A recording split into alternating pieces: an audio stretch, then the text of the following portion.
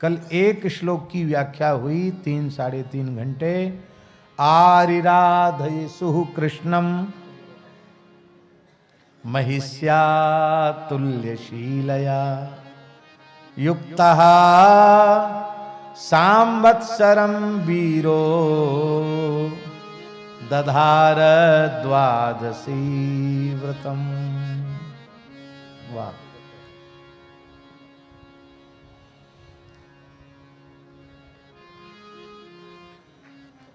अम्बरीश जी का चरित्र चल रहा और श्रीकांत जी आ गए।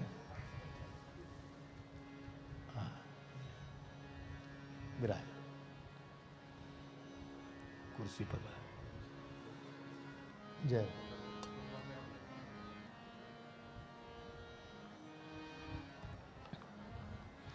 व्रतान्ते कार्तिके मासी त्रिरात्रं समुपोषितः स्नातः कदाचित् कालिन्द्यां हरिं मधुवनेर्चयन्। हमने एक चर्चा की थी, उसका पुनः केवल आपको स्मरण मात्र करा रहे हैं। श्री अम्बरीश जी सप्तद्वीपवती पृथ्वी के एक छत्र सम्राट हैं और अयोध्या के राजा हैं, पर वे अपने एकादशी व्रतोद्यापन के लिए मथुरा आ रहे हैं। और केवल व्रतोद्यापन के लिए नहीं मथुरा आ रहे हैं, अपितु पूरा 1 महीने का कल्पवास उन्होंने मथुरा में किया।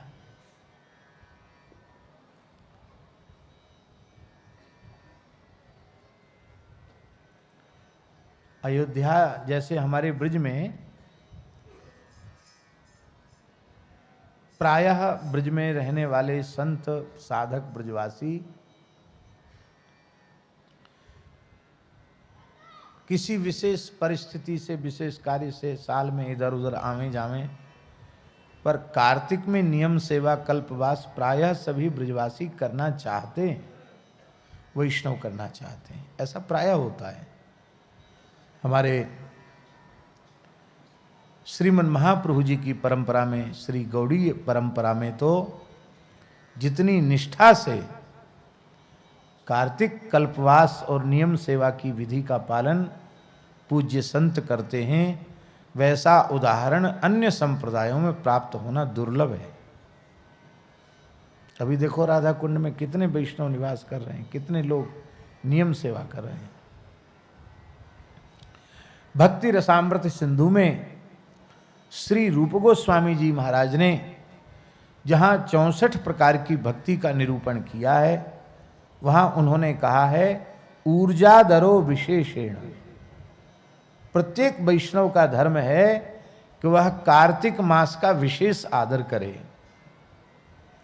सामान्य दिनों में जितना भजन साधन नियम करता हो, कार्तिक में उसे चौगुना कर देना चाहिए। चौगुना न कर सके तो कम से कम दुगुना तो जरूर करना चाहिए, ऐसा शास्त्रों में लिखा है। कार्तिक में दीपदान की भी बड़ी महिमा है। वैसे दीपदान 12 मास किया जाए उसकी बड़ी महिमा है, पर कार्तिक में दीपदान की विशेष महिमा है। इसलिए हमारे सनातन धर्म के ऋषि महर्षियों ने ऐसी परंपरा बना दी कि भले ही महीना भर कोई दीपदान न करे, पर दिवाली को तो दिया सब जलावेंगे, तो कम से कम इस महीना में एक दिन तो दीपदान हो जाए। कौन ऐसा होगा जो दीपावली को दीपक प्रज्वलित न करता हो? पर है पूरे महीने की विधि। और दीपक विशुद्ध वेद लक्षणा भारतीय देसी गाय के घृत से दीपक प्रज्वलित किया जाए तभी दीपदान की महिमा है। ऐसा घी उपलब्ध न हो प्रामाणिक रूप से तो शुद्ध तिल के तैल आदि से ही दीपदान करना चाहिए, घी से नहीं। घी से तभी करे जब प्रामाणिक रूप से यह ज्ञात हो कि यह विशुद्धतम वेद लक्षणा भारतीय देसी गाय का ही घृत है। और ये विशुद्धतम जो विशेषण हमने लगाया है, ये बढ़िया से तो तभी संभव है जब आपके घर में गैया हो और आप अपने दूध जमा करके दही बना करके फिर बिलौना का घी निकालें, वो सबसे उत्तम है। इससे उत्तम कोई दूसरा नहीं। नहीं तो तेल का दीपक। दीपदान के समय तुलसी के लकड़ी में, सूखी लकड़ी में थोड़ी सी रुई लगा करके उसको घी में डुबा करके उसके अग्रभाग पर थोड़ा कपूर लगा करके उसे प्रज्वलित करके उसकी अग्नि से दीपक को प्रज्वलित करना चाहिए। दिया सलाई से नहीं, मोमबत्ती से नहीं। पुराण में लिखा है बाबा कि कार्तिक मास में एक बार श्रद्धा पूर्वक तुलसी के सूखे काष्ठ से भगवान के निमित्त दीपदान करता है तो उसे 60 करोड़ वर्ष तक भगवान के नित्य धाम में सेवा प्राप्त होती है। भगवान के श्रीअंग की सेवा कितने वर्षों तक?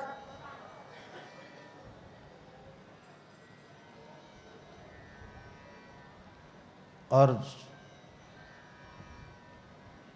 जो बिना गिनती के दिया पे दिया प्रज्वलित करते हैं उनका तो, इसलिए हम बोलते हैं कि जो वैष्णव हो जाते हैं ना उनका खाता चित्रगुप्त फाड़ के फेंक देते। कहाँ तक कलम घिसें? इतने पुण्य हैं उनके कि उन पुण्यों की गणना करने के लिए कितना कागज और कितनी कलम कितनी स्याही चाहिए। इसलिए कहते भैया अब तो ये भगवदीय जीव हो गया, अब इसके कोरे कागज पड़े हुए हैं उस पर तो जय श्री कृष्ण लिखो, श्री कृष्णा शरणम लिखो, अब इसका तो सब खाता समाप्त है। वैष्णव के पुण्य की सीमा नहीं है और दीपदान करके उसका पुण्य अपने पास नहीं रखता। अनेन दीपदानाख्य कर्मणा श्री कृष्ण चंद्र प्रियताम नमम श्री कृष्णार्पणमस्तु श्री रामार्पणमस्तु, भगवान को अर्पित कर देता है। एक रानी थी बाबा, पुराणों में, स्कंद पुराण में कथा आती थी। सूर्यवंश की रानी थी, चक्रवर्ती सम्राट साम्राज्ञी थी वो। तो वो हमेशा दीपदान करती, बड़ा उसको प्रेम दीपदान में। नदी के, सरयू जी के किनारे दीपदान, पीपल के नीचे दीपदान, तुलसी के नीचे दीपदान, बट के नीचे दीपदान, चौराहे पर दीपदान, आकाश दीपदान, ब्राह्मणों के यहाँ दीपदान, गौशाला में दीपदान। गौशाला में दीपक रखने की बड़ी महिमा है। तो एक बार विभांडक ऋषि आए और उन्होंने पूछा कि महारानी आपकी दीपदान रूपी कर्म में इतनी श्रद्धा क्यों है? उसने कहा महाराज अब तक किसी ने पूछा नहीं और ऋषियों से ब्राह्मणों से छिपाव दुराव रखना नहीं चाहिए, कपट नहीं करना चाहिए, इसलिए मैं बता रही हूँ। मैं पूर्व जन्म में चूहिया थी। क्या थी? चूहिया थी। तो मारजारी बिल्ली हमारे पीछे पड़ी, तो बिल्ली के डर के मारे मैं भगवान के मंदिर के, नारायण भगवान का मंदिर था, गर्भगृह में घुसी चली गई। पर बिल्ली ने तो वहाँ भी मेरा पीछा नहीं छोड़ा, वो मंदिर में घुस गई। तो मैं भय के मारे सिंहासन पर चढ़ी और सिंहासन से कूदी, तो वहाँ जहाँ मंदिर में भीतर दीपक रखा था, दीपक के तेल में गिर गई। तो तेल में गिरने से क्या हुआ भैया जी? तेल में गिरने से क्या हुआ? कहते वो बत्ती जो मंदिर की थी वो धीमी पड़ गई थी और मेरे गिरने से बत्ती आगे की ओर खिसक गई, सो और बढ़िया से प्रज्वलित हो गई। उस गरम तेल में गिरने से मेरे तो प्राण चले गए, मैं मर गई। किंतु धोखे से दीपक की बत्ती मेरे द्वारा गुणाक्षर न्याय से आगे खिसक गई थी। उस पुण्य के प्रभाव से मुझे सूर्य लोक की प्राप्ति हुई। कार्तिक मास में धोखे से दीपदान हो गया। दिया काऊ को, बत्ती काऊ की, तेल काऊ को, मैं तो चूया ही। बचवे के ताई मैंने छलांग लगाई और सौभाग्य से गिर गई दीपक के तेल में, बत्ती आगे बढ़ गई।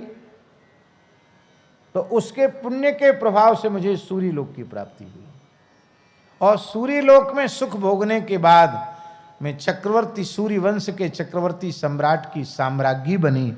मुझे अपनी पूर्व जन्म की स्मृति में चूहिया थी, धोखे से दीपदान हो गया, तब उसकी इतनी महिमा है।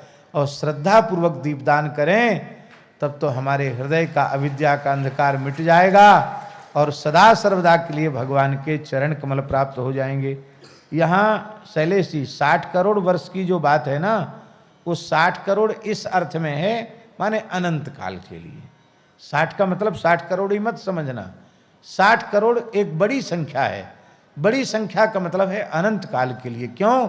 भगवान के धाम की तो मर्यादा है, यद गत्वा न निवर्तन्ते तद धाम परमम मम।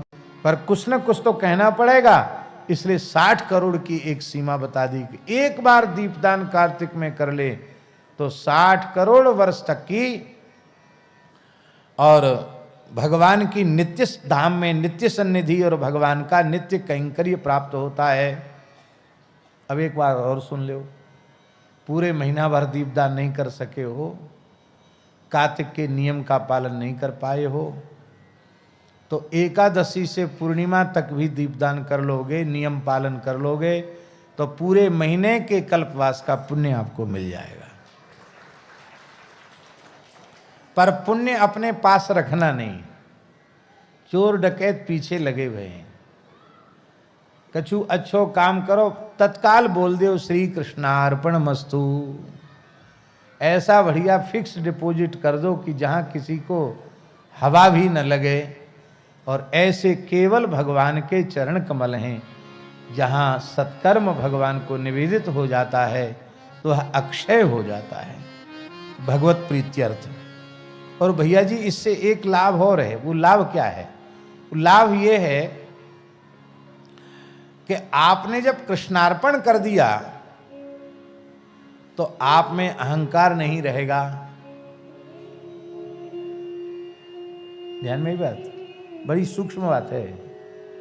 और कृष्णार्पण करने के बाद भी अहंकार है कि मैंने इतना नाम, इतने लाख, इतने करोड़ नाम जप किया, या मैंने इतना दान किया, मैंने इतना पुण्य किया, तो इसका मतलब झूठ बोल रहे हो, तुमने कृष्णार्पण किया ही नहीं है। अर्पित कर दिया तो ठाकुर जी का हो गया, अब हम कहने सुनने के अधिकारी नहीं रहे। तो अहंकार से जीव, कर्तृत्वाभिमान से, कर्तापने के अहंकार से जीव बच जाता है। तो कार्तिक में दीपदान की महिमा है। तो शास्त्र की मर्यादा है, यद्यपि 7 पुरियां मोक्ष प्रदायिनी हैं, अयोध्या, मथुरा, माया, काशी, कांची, हेमंतिका, पुरी, द्वारावती, गया, सप्तैता मोक्षदायिका। और अभी आपने सूर्य वंश के वर्णन क्रम में अयोध्या महात्म्य का भी श्रवण किया है। अयोध्या की बहुत भारी महिमा है। फिर राजर्षि अम्बरीश अयोध्या में कल्पवास न करके मथुरा में कल्पवास करने क्यों आए? इसका आशय यह है, शास्त्र की एक मर्यादा और है रसिया बाबा, कि तीर्थवासी को अपने व्रत की पूर्णता करने के लिए अन्य तीर्थ में जाना चाहिए। क्यों? उससे दूसरे तीर्थ का आदर बढ़ेगा। मथुरावासी अयोध्या जाएं, अयोध्यावासी मथुरा आवें, जगन्नाथपुरी वाले द्वारिकापुरी जाएं और द्वारिका वाले जगन्नाथपुरी आवें, बद्रीनाथ जी वाले रंगनाथ जी जावें, रंगनाथ जी वाले बद्रीनाथ जी आवें। कितना अद्भुत विधान है। भारतवर्ष को एक सूत्र में बांध देने का विधान। पूर्व वाले पश्चिम में जाके करें, पश्चिम वाले पूर्व में जाके करें, उत्तर वाले दक्षिण में जाके करें, दक्षिण वाले उत्तर में आके करें। ये पूरा देश प्रेम के एक सूत्र में बंध जाए, ये परंपरा है। तो प्रतिवर्ष कल्पवास अयोध्या में तो करते ही थे, पर एकादशी के व्रत का उद्यापन करना था, इसलिए आप विशेष अनुष्ठान के लिए मथुरा पधारे। और आज भी मथुरा में अम्बरीश टीला है। अम्बरीश टीला है ना मथुरा में, आज भी मथुरा में अम्बरीश टीला है, जहां अम्बरीश जी अपने ठाकुर जी को अपने माथे पधरा करके 1 महीने विराजमान रहे, कल्पवास की विधि से विराजमान रहे। बोलो द्वारिकाधीश की जय। व्रतान्ते कार्तिके मासी त्रिरात्रं समुपोषितः, स्नातः कदाचित् कालिन्द्यां हरिम मधुवनेर्चयन। आपने 3 दिन का उपवास किया, दशमी, एकादशी और द्वादशी, ये 3 दिन का उपवास किया। ये त्रिगुणित करके व्रत क्यों किया? तीनों दिन निर्जल रहे, दशमी को भी निर्जल रहे अम्बरीश जी, एकादशी को भी निर्जल रहे और द्वादशी को भी निर्जल रहे। और ये वंजुला महाद्वादशी थी, इसकी चर्चा भी हम करेंगे, वंजुला महाद्वादशी क्या है। तो एकादशी संपूर्ण हो और द्वादशी तिथि आ जाए और द्वादशी में त्रयोदशी भी आ जाए और थोड़ी त्रयोदशी उसमें आ जाए तो उसको वंजुला महाद्वादशी कहते हैं। तो उसका व्रत के पारण का समय दूसरे दिन द्वादशी में ही हो जाना चाहिए, द्वादशी त्रयोदशी एक हो जाए, ऐसा समझिए। अभी हम श्लोक बोलेंगे उसका। और वैसे भी एकादशी का व्रत 3 दिन का व्रत है, हम लोग उसको 1 दिन का व्रत मानते हैं। और हम लोगों का व्रत तो खाना पूर्ति है। कैसी खाना पूर्ति?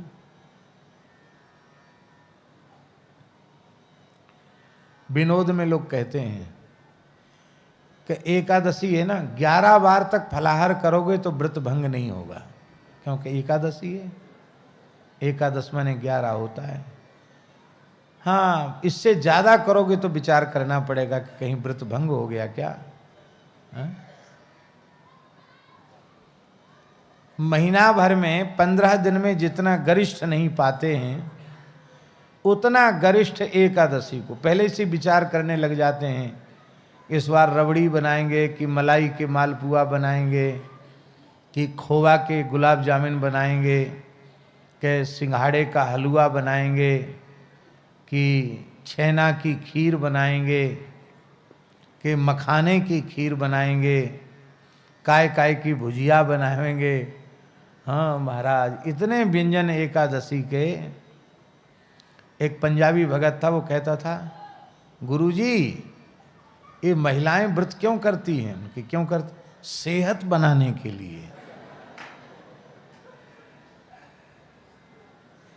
क्योंकि ऐसे तो खाने में रूखा सूखा मिलेगा और व्रत के नाम पर हलवा है, खीर है, बढ़िया रबड़ी है, मलाई है, बढ़िया पौष्टिक चीज खाने को मिलेगी, दूध पीने को मिलेगा।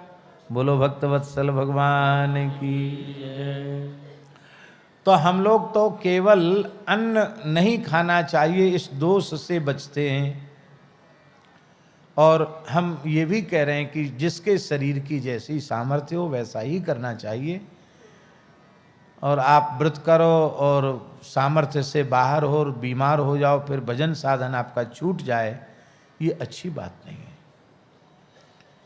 पर एकादशी को एकादशी के जैसा ही करना चाहिए, बहुत अधिक कचरम कूट नहीं खाना चाहिए। एकादशी के नाम पर सूक्ष्म सात्विक आहार होना चाहिए जिससे रात्रि जागरण संभव हो सके, क्योंकि एकादशी में रात्रि जागरण की विशेष महिमा है।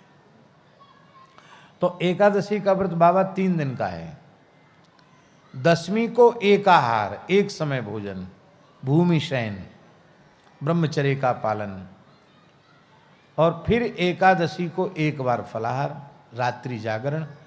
फिर द्वादशी को 1 ही बार पारण के समय जो लेना है, उसके बाद दोबारा कुछ नहीं खाना है। तो 3 दिन का व्रत हो गया कि नहीं? दशमी को रात्रि में नहीं खाना है, सवेरे बाल भोग भी नहीं करना, एकाहार लेना है। द्वादशी को भी एकाहार लेना है। और एकादशी जैसी आराम हो जाएंगी, दंडोत करके चली जाएंगी। भैया ये भूखों मर रहे हो, या के पास रह के हम क्या करेंगे? तो हम तो बीमारियों को भी बढ़िया बढ़िया माल खिलाते हैं, तो बीमारी हमको छोड़ के नहीं जाती। बोलो भक्तवत्सल भगवान की जय।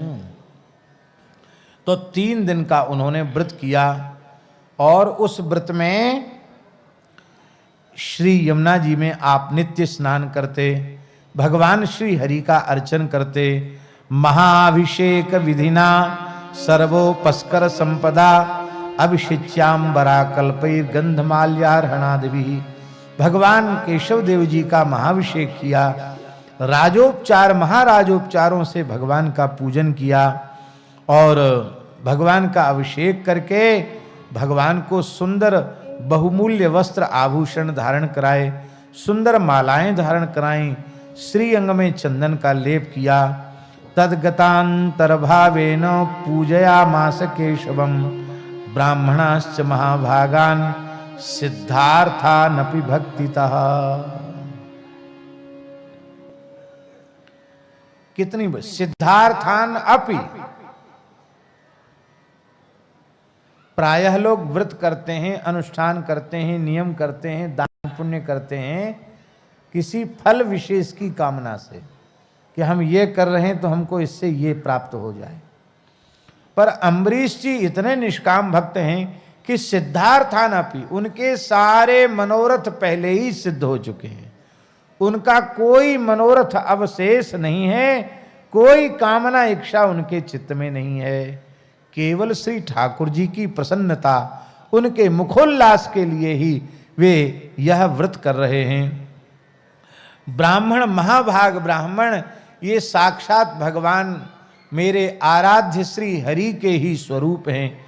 हम आजकल लोगों की समझ में नहीं आता क्योंकि जमाना दूसरा हो गया, पर धर्मशास्त्र के अनुसार 2 हाथ पैर वाले मनुष्यों में ब्राह्मण साक्षात भगवान की विभूति है। 2 हाथ पैर वाले मनुष्यों में ब्राह्मण को मनुष्य मत मानो, उसे साक्षात भगवान का स्वरूप मानो। 4 पैर वाले प्राणियों में, चतुष्पाद प्राणियों में गाय साक्षात भगवान का स्वरूप है। इसलिए गौ और ब्राह्मण का सदा आदर करना चाहिए। लोग कहते हैं महाराज आजकल ब्राह्मण अच्छे संस्कार वाले नहीं हैं,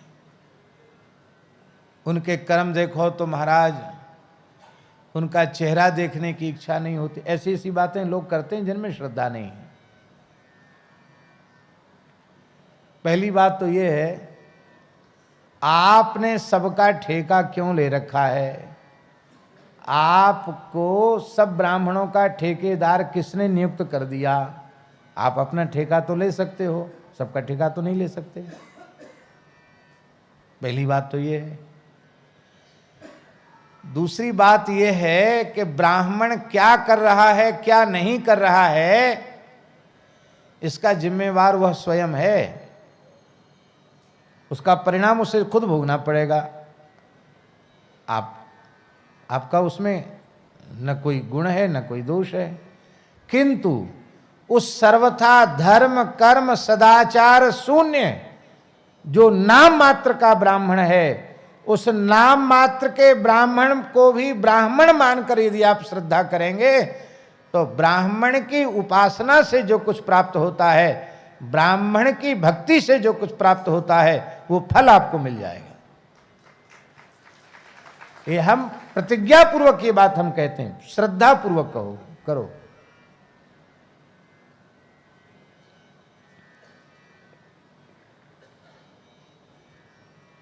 आप बताओ, आतताई में किसी की श्रद्धा हो सकती है? आतताई बधारहण, आतताई मार डालने के योग्य होता है, उसको जीवित नहीं छोड़ना चाहिए।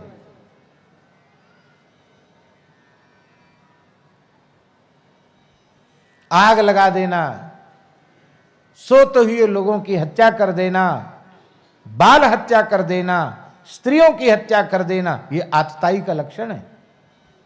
ऐसे आतताई को जीवित नहीं छोड़ना चाहिए। पांडवों के शिविर में द्रोणाचार्य पुत्र अश्वत्थामा ने प्रवेश किया, सोते हुए वीरों की हत्या की, द्रौपदी के 5 पुत्रों की हत्या कर दी, आग लगा दी शिविर में, कितनी स्त्रियां मारी गईं। वो आतताई था अश्वत्थामा। और भगवान ने कहा अर्जुन से, क्या देख रहे तमाशा, मार डालो इसको। पर अर्जुन बड़े बुद्धिमान, क्यों? सखा है ना। तेरे मन की हम जानी, गहरे कर यार अमल पानी। है तो होरी को पद, पर सखा कहते हैं लाला तेरे मन की हम जानी, तेरे मन की हम जाने। तो अर्जुन समझते हैं अभी तो कहते मार दो, बाद में कहेंगे तुम्हें ब्रह्म हत्या लगी, हमको मत छूना। बोले ये दोनों तरफ चलते हैं ठाकुर जी श्री कृष्ण, कई बार दोनों तरफ चलने लग जाते हैं। तो अर्जुन बड़े बुद्धिमान, उन्होंने आज्ञा का पालन नहीं किया, सुनते रह गए। बोले प्रभु मैंने द्रौपदी के सामने प्रतिज्ञा की कि तुम्हारे पुत्रों की हत्या करने वाले को तुम्हारे चरणों में उपस्थित करूंगा, तो मैं मार दूंगा तो प्रतिज्ञा कट जाएगी मेरी। इतने चतुर हैं अर्जुन। और द्रौपदी के सामने उपस्थित किया। मैं निवेदन कर रहा हूं, अश्वत्थामा के कर्म क्या श्रद्धा के योग्य थे? पर द्रौपदी ने बंधे हुए अश्वत्थामा को देखा तो भूमि पर मस्तक रखकर प्रणाम किया। मुच्यता मुच्यता मेष ब्राह्मणो नितरांग गुरु। ये छोड़ दो, ये ब्राह्मण है, ये तो सबका गुरु है, ये सबका गुरु है, ये ब्राह्मण है, इसका तिरस्कार मत करो, इसको छोड़ दो। किसी ने नहीं छोड़ा। तब द्रौपदी ने आगे कहा, द्रौपदी ने कहा कि मैं क्षत्राणी हूं, अपने 5 पुत्रों की हत्या की पीड़ा को मैं सहन कर सकती हूं, कर रही हूं, पर इसकी माता ब्राह्मणी है। द्रोणाचार्य के दिवंगत होने के बाद भी वह सती नहीं हुई, क्योंकि पुत्र अश्वत्थामा उसकी ममता थी। अश्वत्थामा का तुम लोग वध कर दोगे तो इसकी माता कृपी रुदन करेगी, कहेगी ये क्षत्रिय कितने दुष्ट हो गए, इन्होंने हमारा पति पहले हमसे छीन लिया और मैं केवल अपने बेटे के सहारे जीवित थी, मेरा बेटा भी मेरे हाथ से छीन लिया। ऐसा कहकर बेचारी भटकेगी, रोएगी। और जिस राजा के शासन में गौ और ब्राह्मण रोते हैं उस राजा का समूल नाश हो जाता है। क्या इस रहस्य को तुम लोग नहीं जानते हो? तुम धर्मनंदन हो, फिर ऐसा कैसे कर सकते हो? स एष भगवान द्रोण प्रजारूपेण वर्तते। अरे इन्हें अश्वत्थामा मत मानो, ये तुम्हारे गुरु द्रोणाचार्य हैं, क्योंकि वेद में लिखा है आत्मा वही जायते पुत्र इति वेदानुशासनम, पुत्र पिता की आत्मा होता है। जिन भगवान द्रोणाचार्य के चरणों में बैठकर तुमने सांगोपांग धनुर्वेद का ज्ञान प्राप्त किया, वही द्रोणाचार्य अश्वत्थामा के रूप में है। युधिष्ठिर का हृदय भर आया, देवी हम धन्य हैं तुम्हारी जैसी धर्मनिष्ठ पत्नी को प्राप्त करके। हैं? पत्नी किसको कहते बाबा?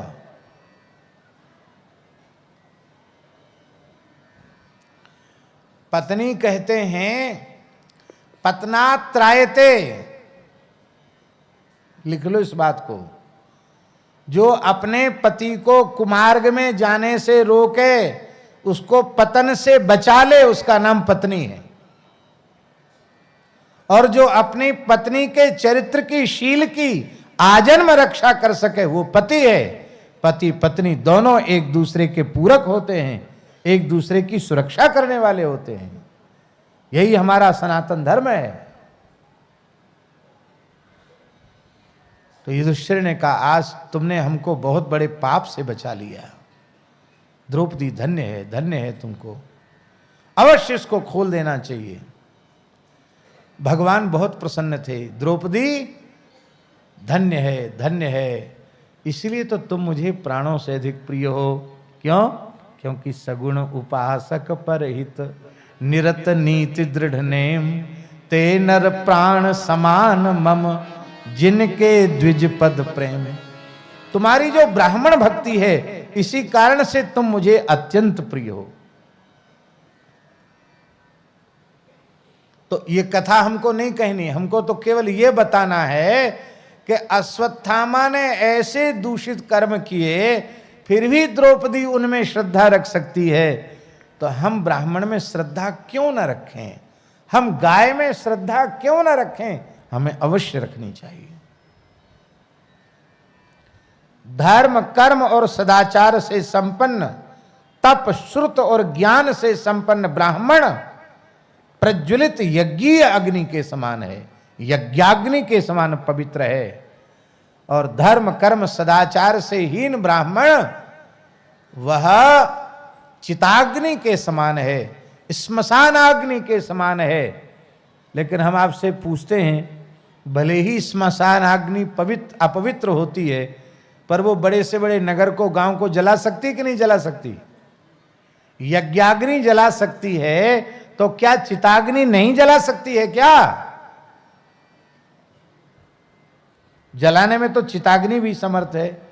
इसलिए भैया, नाम मात्र का भी ब्राह्मण हो तो भी अपमान मत करो।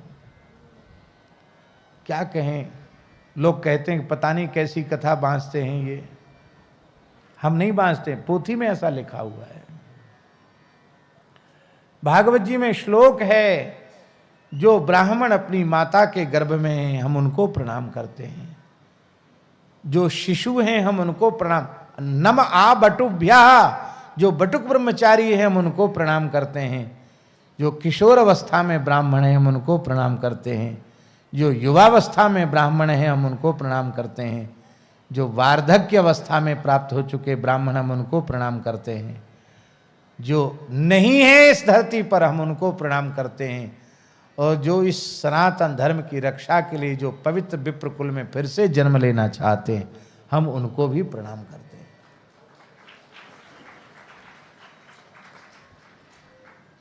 ताली तो बजा रहे हो।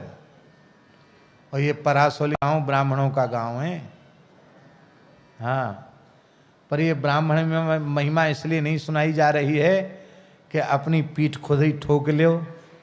हाँ, अब तो हम ब्राह्मण हैं, पंडित जी हैं, अब हमारे कछु करवो शेष नहीं है, इसलिए महिमा नहीं सुनाई जा रही है।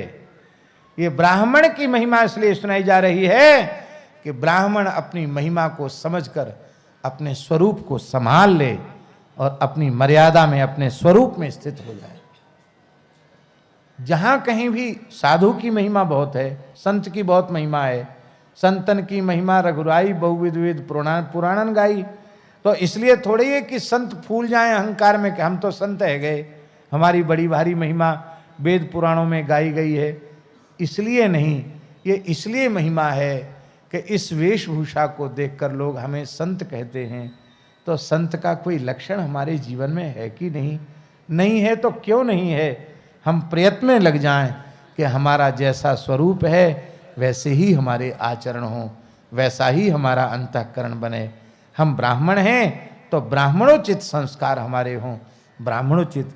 इसलिए पूज्य बाबा ठाकुरदास जी निरंतर यह चिंतन करते रहते थे कि ब्रजवासी विप्र बालकों के समय से यज्ञोपवीत संस्कार होना चाहिए। और यह क्रम कई वर्षों तक चला। अभी भी पिछली वर्ष यज्ञोपवीत हुए थे, पर बुरो मत मानियो, बाहर के लोग जितनो लाभ ले रहे हैं ना, उतनो घर के लोग लाभ नहीं ले पा रहे हैं। एक कहावत है श्रीकांत जी, दीपक तले अंधेरा।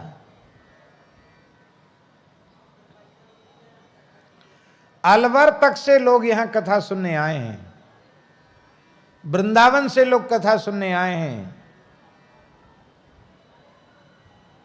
हैदराबाद से लोग कथा सुनने आए हैं। और आवश्यक नहीं है कि पूरा गांव यहां कथा सुनने आया हो, गिरिराज जी के लोग कथा सुनने आए हों।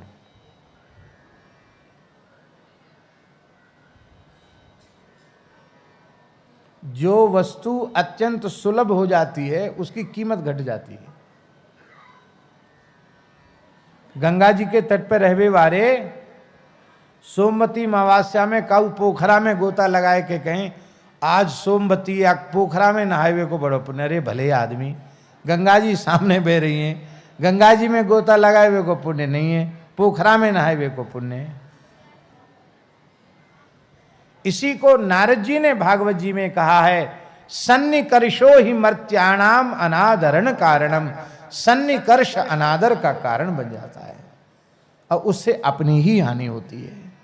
तो श्री अम्बरीश जी महाराज ने ब्राह्मणों को साक्षात भगवान का स्वरूप मान करके उनको भी विधिवत उनका पूजन किया। यद्यपि वो न भगवान की पूजा से कुछ चाहते थे, लौकिक पारलौकिक वस्तु, न ब्राह्मणों की पूजा से चाहते थे, क्योंकि वे तो सिद्धार्थ थे। गवाम रुक्म विषाणीनाम रूप्यंघ्रीणाम सुवाससाम पयशील वयो रूप वत्सोपस्कर संपदाम प्राहिणोत् साधु विप्रेभ्यो गृहेषु न्यर्बुदानि षट् भोजयित्वा द्विजानग्रे स्वादवन्नं गुणवत्तमम्। जिन गायों के श्रृंग स्वर्ण से मंडित किए गए थे, जिनके खुर चांदी से मंडित किए गए थे, जो दूध शील और अवस्था में बहुत सुंदर थी, ऐसी 60 करोड़ गायें श्री अम्बरीश जी महाराज ने प्राहिणोत् साधु विप्रेभ्यो। यहां बाबा एक बहुत ध्यान देने की बात, साधु और विप्रेभ्यो, इसका मतलब है उन विरक्त महापुरुषों को भी गायें उन्होंने दी, जिनके यहां बड़े रूप में ठाकुर सेवा, संत सेवा, अतिथि सत्कार होता, उनको भी दी और ब्राह्मणों को भी दी। साधु विप्रेभ्य कितनी गाय, कितनी गाय? 60 करोड़। 60 करोड़ गाय अम्बरीश जी ने दी उद्यापन में। इस देश में गो समृद्धि कितनी होगी? आज पूरे देश की गोवंश की जो गणना है वो कितनी है? आपको किसी को पता हो तो बताओ, सही सही पता हो तो बताओ। हैं? 17 करोड़ सब देसी हैं। हाँ, ये बिल्कुल सही कह रहे हैं। 17 करोड़ में सब मिली जुली हैं, पर हैं सरकारी आंकड़े हैं, तो सरकारी आंकड़े में देसी जर्सी का भेद नहीं है, वो तो गाय के जैसा दिखने वाला पशु विशेष। पर केवल 8 करोड़ देसी, भारतीय देसी गाय केवल 8 करोड़ रह गई हैं शेष।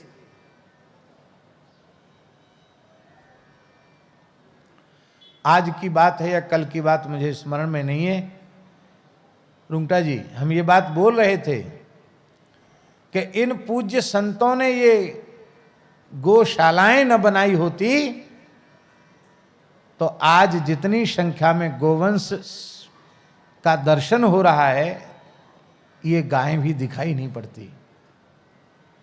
यद्यपि जितने अंश में गायों का तिरस्कार हो रहा है, उस परिप्रेक्ष्य में हम लोग गायों का रक्षण नहीं कर पा रहे हैं, गायों की सेवा नहीं कर पा रहे हैं। लेकिन यह भी नहीं होता तो गाय कहां दिखती? सब सफाया हो गया होता है। तो ये बहुत पवित्र काम है इस कलिकाल में जो गो सेवा में लगे हुए हैं। 60 करोड़ गाय, कितनी गाय होंगी? क्या सबकी सब गाय दे दी? उनके पास एक गाय भी नहीं बची। गोदान करने की व्यवस्था क्या है बाबा? शास्त्रीय व्यवस्था। शास्त्रीय व्यवस्था यह है कि जिस व्यक्ति के पास 10 गाय हों वह 1 गाय का दान कर सकता है, जिसके पास 100 गाय हों वह 10 गाय का दान कर सकता है, जिसके पास 1000 गाय हों वो 100 गाय का दान कर सकता है। तो अम्बरीश जी ने 60 करोड़ गायों का दान किया, तो उनके पास कितनी गाय होंगी? हैं? 6 अरब। 600 करोड़ में 6 अरब। 6 अरब गाय होंगी उनके पास, तब 60 करोड़ गायों का दान उन्होंने किया। आज पूरे संसार की आबादी 8-9 करोड़ है। कितनी? 8 अरब है। कितनी है? हाँ 8 अरब, चलो कोई भी हो, 8 अरब समझ लो मोटा मोटी, 8 अरब। 6 अरब गाय होंगी उनके पास। आप लोग कहेंगे इतना कैसे संभव था?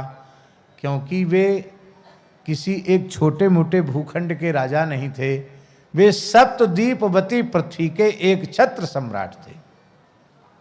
श्री नंद बाबा ने 2 लाख गैया हाल की ब्याई भई और लाला के दधी कांदो महोत्सव पे दान करी। तो बाबा के पास कितनी गैया होगी गोपाल जी? बाबा के पास 20 लाख गैया होगी, तब 2 लाख गैया को दान क्यों बाबा ने? इसलिए जो गोपालक नहीं है उसे गोदान का अधिकार नहीं है। आप अरबपति खरबपति बने रहो, यदि आपके पास 10 गाय नहीं है तो आप 1 गाय का दान करने के पात्र नहीं है, अधिकारी नहीं है। आप कहें हम तो बंबई कलकत्ता में रहते, वहां फ्लैट में गाय नहीं रख सकते। आपको भगवान ने सामर्थ्य दी है तो किसी भी गौशाला की 10 गाय आजीवन के लिए दत्तक के रूप में ले लो और फिर 1 गाय का दान करोगे तो आपको गोदान का पुण्य मिलेगा। वे ये 10 गैया हमारी हैं इस भाव से। बोलो भक्तवत्सल भगवान की जय।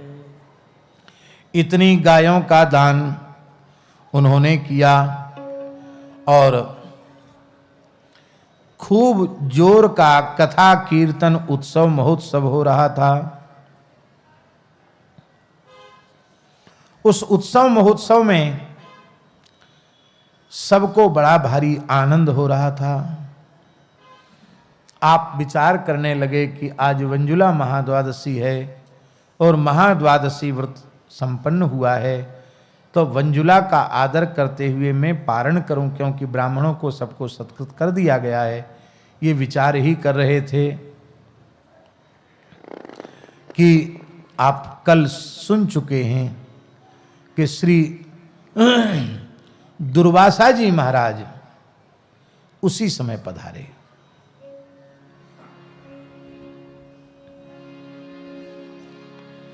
दुर्वासा जी महाराज उसी समय पधारे।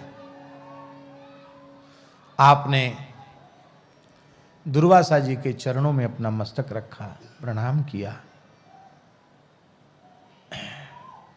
अर्घ पाद्य मधुपर्क आदि निवेदित किया और प्रार्थना की कि भगवान आपने व्रत तो अवश्य ही किया होगा, पारण का समय अत्यंत निकट है, पारण का समय चल रहा है, आप व्रत का पारण करें। दुर्वासा जी कह देते कि हम पारण नहीं करेंगे, तुम पारण कर लो, तो ये मुक्त हो जाते। लेकिन वे तो परीक्षा लेने पधारे थे। बोले हम तुम्हारे जैसे गृहस्थी थोड़ी हैं जो सवेरे से खाने पीने के चक्कर में पड़ जाएं। अरे हम महात्मा हैं, विरक्त हैं, ऋषि हैं। अभी हमारा मध्याह्नकालीन कृत्य अवशिष्ट है, यमुना जी में पूर्ण करके तब हम आवेंगे और तब आपके मनोरथ को पूर्ण करेंगे। तो निमंत्रण स्वीकार भी कर लिया और पाया भी नहीं, चले गए। लब्ध कामैरनुज्ञातः पारणायोपचक्रमे तस्य तर्ह्यति साक्षात दुर्वासा भगवान अभूत। पारण करना ही चाहते थे कि दुर्वासा जी अतिथि रूप में आ गए। तमानर्चातिथिम भूपः प्रत्युत्थानासनार्हणैः याचेभ्यवहाराय पादमूलमुपागतः। चरणों में पड़कर कहा प्रभु पारण कर लीजिए। आपने पारण नहीं किया। बोले प्रतिनंद्य सतद्यांचाम कर्तुम आवश्यकं गतः। बोले अभी हमारा आनिक कृत्य शेष है। निमज्ज बृहध्यायन कालिंदी सलिले शुभे। निमज्ज बड़े बड़े जटा थे दुर्वासा जी के। जटा वाले महात्मा नटई स्नान करते हैं, यहाँ कंठ तक, नटई तक, ज्यादा नहीं, ये जल्दी हमारे तो जैसी आराम हो गए सब, बड़े बड़े जिनके बहुत विशाल जटा होते हैं वो बार बार भिजाएंगे तो सूखेंगे नहीं, बीमार पड़ जाएंगे। लेकिन आज तो जानबूझ के विलंब करना था, तो जमुना जी में फचक फचक करके पटक पटक करके श्री दुर्वासा जी ने अपनी जटा धोए, देरी लगा दी। मुहूर्तार्धावशिष्टायाम द्वादश्याम पारणम प्रति चिंतयामास धर्मज्ञो द्विजैस्तद्धर्म संकटे।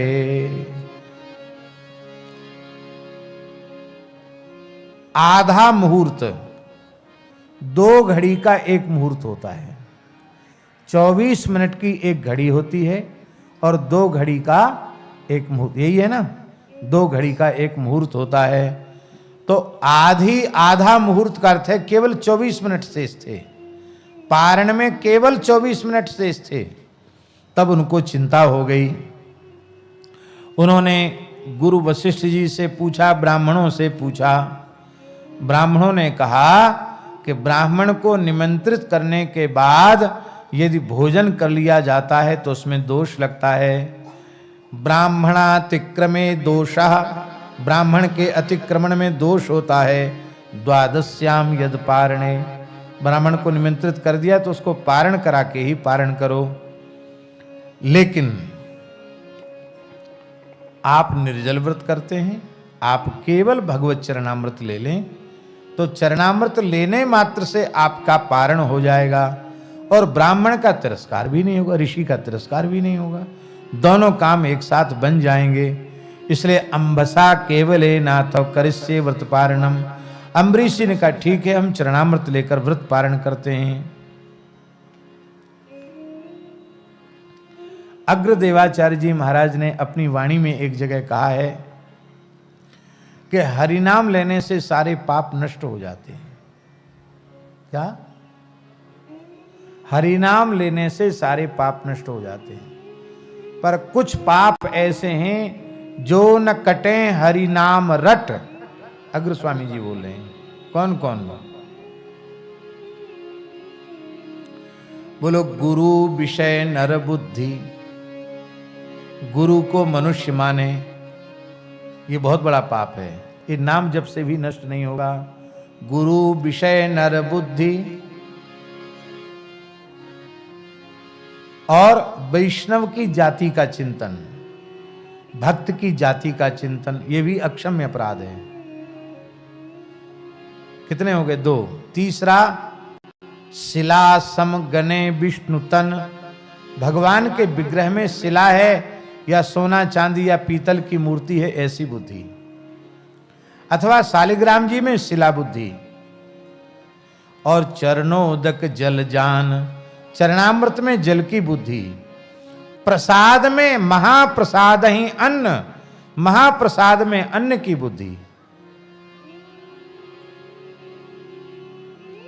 बोले ये पाप इतने दुर्घट विकट, इतने विकट हैं कि अग्र स्वामी जी कहते ये न कटे हरि नाम रट।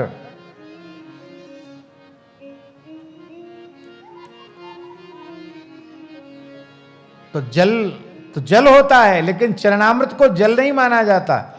इसलिए निर्जल व्रत में भी चरणामृत लेने से व्रत नष्ट नहीं होता। महाप्रसाद होता, उसमें अन्न बुद्धि नहीं रखनी चाहिए। बोलो भक्तवत्सल भगवान की जय। पर ये तो परीक्षा लेने के लिए आए थे, आपने ले लिया।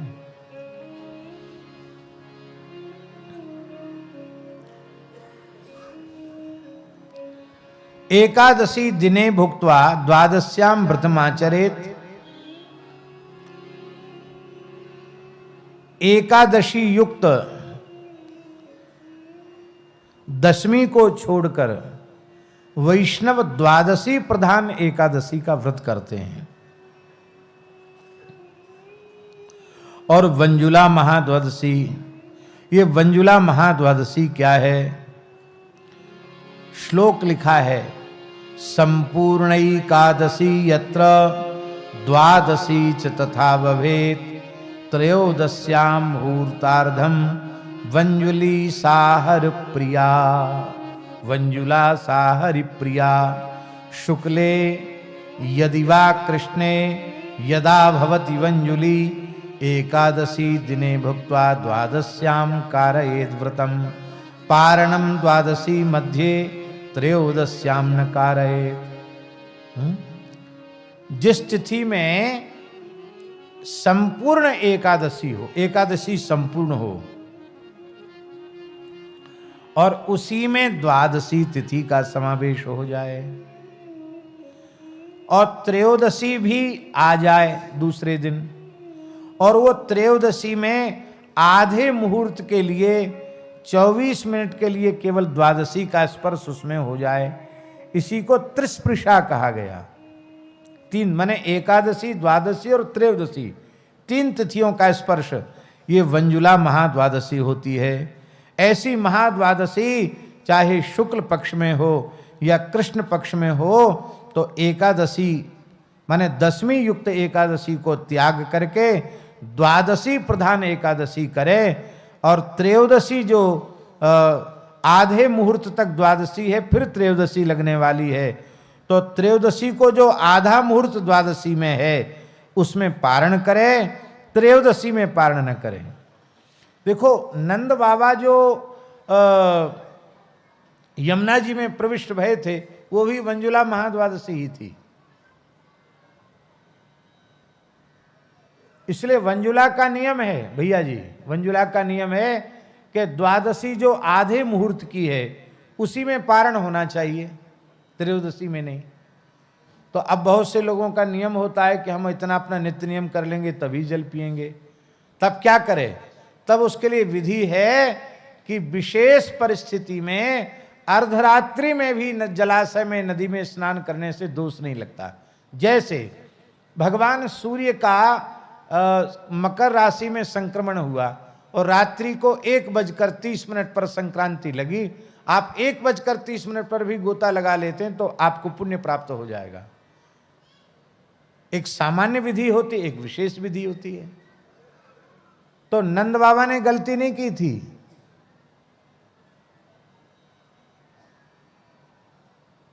हाँ, गलती नंद बाबा की नहीं थी। नंद बाबा की गलती होती तो वरुण क्षमा क्यों मांगते कि हमारे सेवकों ने मूर्खतावश ऐसा किया। नंद बाबा तो वंजुला महाद्वादशी मानकर और उन्हें समय से पारण करना था, अपना नित्य नियम करके ठाकुर सेवा करके भोग लगा के तब पारण करते।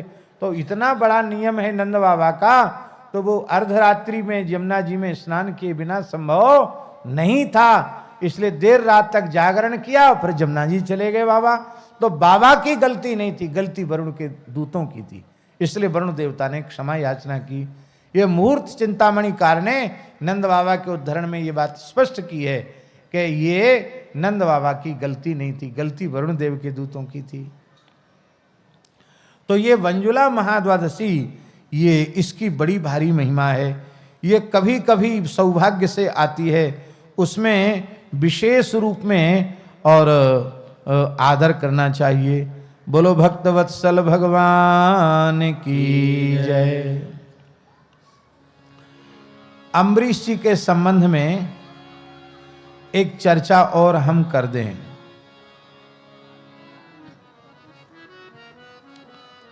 बहुत सुंदर चर्चा है।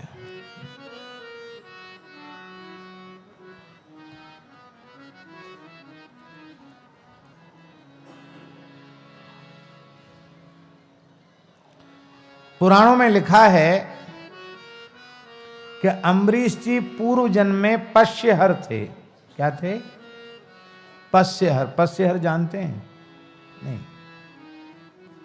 बहुत से लोग इतने चतुर चालाक होते हैं कि आंख के सामने ही चोरी कर लेंगे, आप पता नहीं चला पाएंगे कि इसने चोरी कर ली।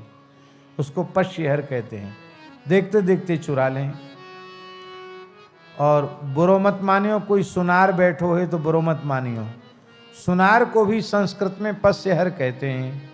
कई सुनार इतने स्वर्णकार, इतने चतुर होते हैं कि आप सामने बैठ के भूषण गढ़वाओ उनसे, पर देखते देखते कुछ न कुछ तो टांका मार के कुछ न कुछ तो ले ही लेंगे। पस्यहर स्वर्णकार थे, सुनार थे।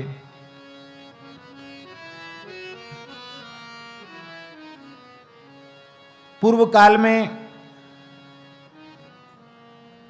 एक ब्राह्मण देवता थे, वो वैद्य थे। राजा की पत्नी बीमार थी, ये इलाज करने के लिए गए और संयोग की बात है दोनों एक दूसरे को देखकर मोहित हो गए। और यही जो ब्राह्मण वैद्य थे, इनका नाम था देवदास, यही दूसरे जन्म में सुनार बने, पस्यहर बने। और जो रानी रूपवती थी वो वेश्या हुई दूसरे जन्म में, क्योंकि एक दूसरे पुरुष में उसका भाव चला गया, इसलिए वो वेश्या हुई। इन्होंने बैसाख मास में स्नान किया, स्कंद पुराण की कथा है, और शिव मंदिर बनवाया। और अक्षय तृतीया के दिन ये सुनार शिव मंदिर में कलश चढ़ाने के लिए शिखर पर चढ़ा। वहीं से पैर फिसल गया और नीचे गिरा, मर गया। लेकिन बैसाख मास का स्नान किया था और स्वर्ण शिव मंदिर बनाकर मंदिर पर स्वर्ण कलश चढ़ा रहा था, उस समय मृत्यु होने से इसके पाप नष्ट हो गए, नरक नहीं गया, स्वर्ग को गया। और वहां पुण्य फल भोगने के बाद तीसरा चक्रवर्ती सम्राट अम्बरीश के रूप में उत्पन्न हुआ।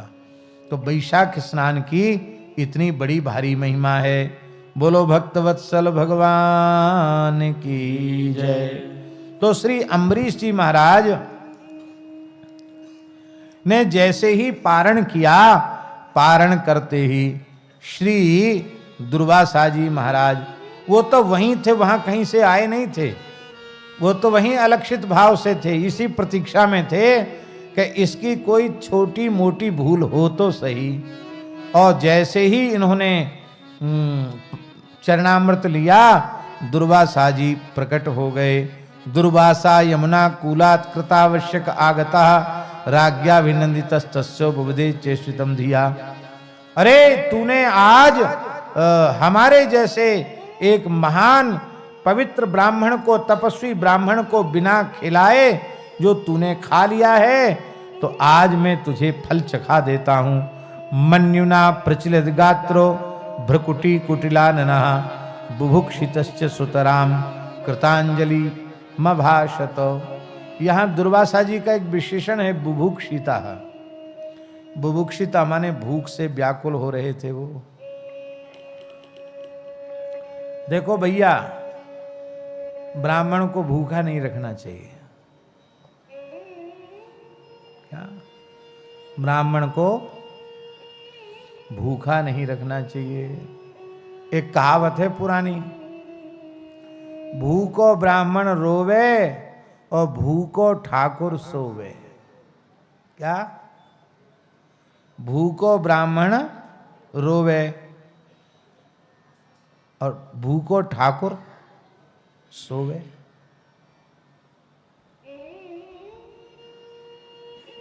एक कहावत है, भूखो ब्राह्मण सिंह समान। भूखो ब्राह्मण सिंह समान। इसलिए भैया खूब चकाचक ब्राह्मणों को कोई पूजा पाठ अनुष्ठान कराओ तो उनको खूब बढ़िया चकाचक दूध मलाई रबड़ी और फल जो कुछ भी खिलाना पिलाना हो। और नहीं बेचारे भूखे प्यासे परेशान हो रहे हैं, उनका मंत्र जप में मन नहीं लग रहा है, उनका भागवत के पाठ में मन नहीं लग रहा है, उनका मूल पारायण में मन नहीं लग रहा है, तो यजमान के कर्म की सिद्धि भी फिर नहीं होगी। पर इतना भी नहीं खिला देना चाहिए कि वो कर्म ही न कर सकें। शुद्ध सात्विक रस जिससे उनमें निर्बलता ना आवे, बस ये बात ध्यान में रखें। आप लोग हमारी बात मानेंगे तो नहीं, मत मानो, अपने को तो कहने की ड्यूटी है, कह देते हैं। स्वयं अनुष्ठान करो अथवा किसी ब्राह्मण से अनुष्ठान कराओ। जितनी देर ब्राह्मण अनुष्ठान में दीक्षित है, चाहे ब्राह्मण हो और चाहे आचार्य हो, उनको मोबाइल से दूर कर दो। ना आचार्य के हाथ में मोबाइल रहे और ना यज्ञ में कर्मकांड में दीक्षित ब्राह्मण के हाथ में मोबाइल रहे। उसी समय आचार्य जी का फोन आ गया, हेलो हेलो, और उसी में कितनी बार तो संकल्प का जल ही सूख जाता है, तो संकल्प की पूर्ति कहां से होगी भैया। इसलिए बहुत विनम्रता से ब्राह्मणों से कह दो, महाराज हम कर्म कांड तो जरूर कराएंगे। यजमान भी ऐसा ही करे, हाँ, यजमान भी अपना मोबाइल टोबाइल सब बाहर रख दे, उतनी देर के लिए कोई स्पर्श नहीं, और ब्राह्मण भी। अब तो ऐसी भी परंपरा आ गई है कि कथा कह रहे हैं, हेलो हे कथा बाँच रहा हूं, रहने दे पीछे बात करूंगा। अब ऐसी भी परंपरा चल गई है, भैया कथा बाँच रहे हैं, ये माइक में दुनिया सुन रही है, वो कहीं टीवी की कथा है तो कहाँ कहाँ तक लोग देख रहे हैं, ये तमाशा धर्म का हमें नहीं करना चाहिए। तो ये ब्राह्मणों को सुंदर प्रभाव, लेकिन अनुष्ठान अत्यंत मर्यादित होना चाहिए। और एक बात प्रसंगवश हम कह दें, देवताओं के सामने कलश स्थापन हुआ है, सर्वतोभद्र मंडालादि देवता स्थापित हुए हैं, पुराण साक्षात भगवान का वांग्मय विग्रह है वो स्थापित हुए हैं, और हमने हाथ में जल लेकर संकल्प लिया है। तो जो भी जप पाठ का संकल्प लिया है उसका आद्योपांत उसका निर्वहन होना चाहिए। यदि आपने हाथ में जल लेकर यदि ठीक से जप पाठ नहीं किया, पूरा जप पूरा पाठ नहीं किया, मर्यादा से नहीं किया, तो यजमान की श्रद्धा का फल तो यजमान को मिल जाएगा, पर ब्राह्मण को अपने कुल कुटुंब खानदान सहित उसका दुष्परिणाम कितने जन्मों तक भोगना पड़ेगा, इसका ब्राह्मण विचार नहीं करते हैं। इसलिए कर्मकांड में यदि बैठे तो संपूर्ण पारायण करें, किसी भी स्थिति में उसमें बेईमानी नहीं करनी चाहिए। क्यों कि झूठ बोलना एक दोष है, फिर प्रतिज्ञा पूर्वक असत्य भाषण, साथ में जल लेकर आपने संकल्प लिया है, आपका वर्ण हुआ है, तब आपकी जिम्मेवारी हो गई कि कर्म आपका सविधि संपन्न हो। एक गांव में भैया जी, सच्ची घटना सुना रहे हैं आपको, एक गांव में हमारे शरीर के पूर्वाश्रम के पितामह पंडित सरयू प्रसाद जी एक गांव में गए।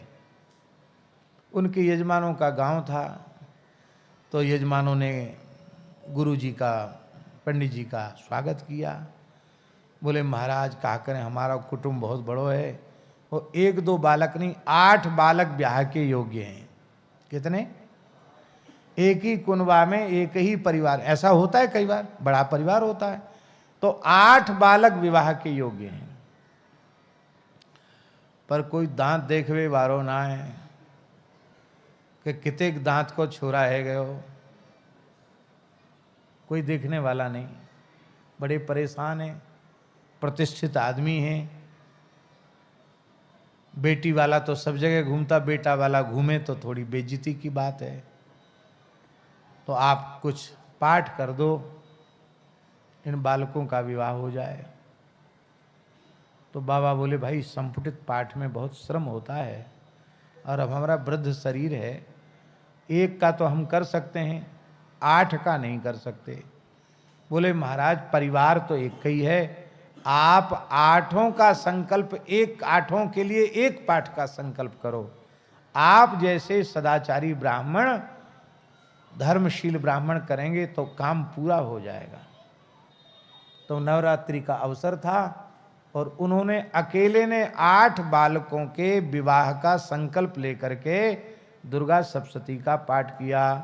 पत्नीम मनोरमाम देहि मनोवृत्तानुसारिणीम तारिणीम दुर्ग संसार सागरस्य कुलोद्भवाम, इसका संपुट लगा करके पाठ किया।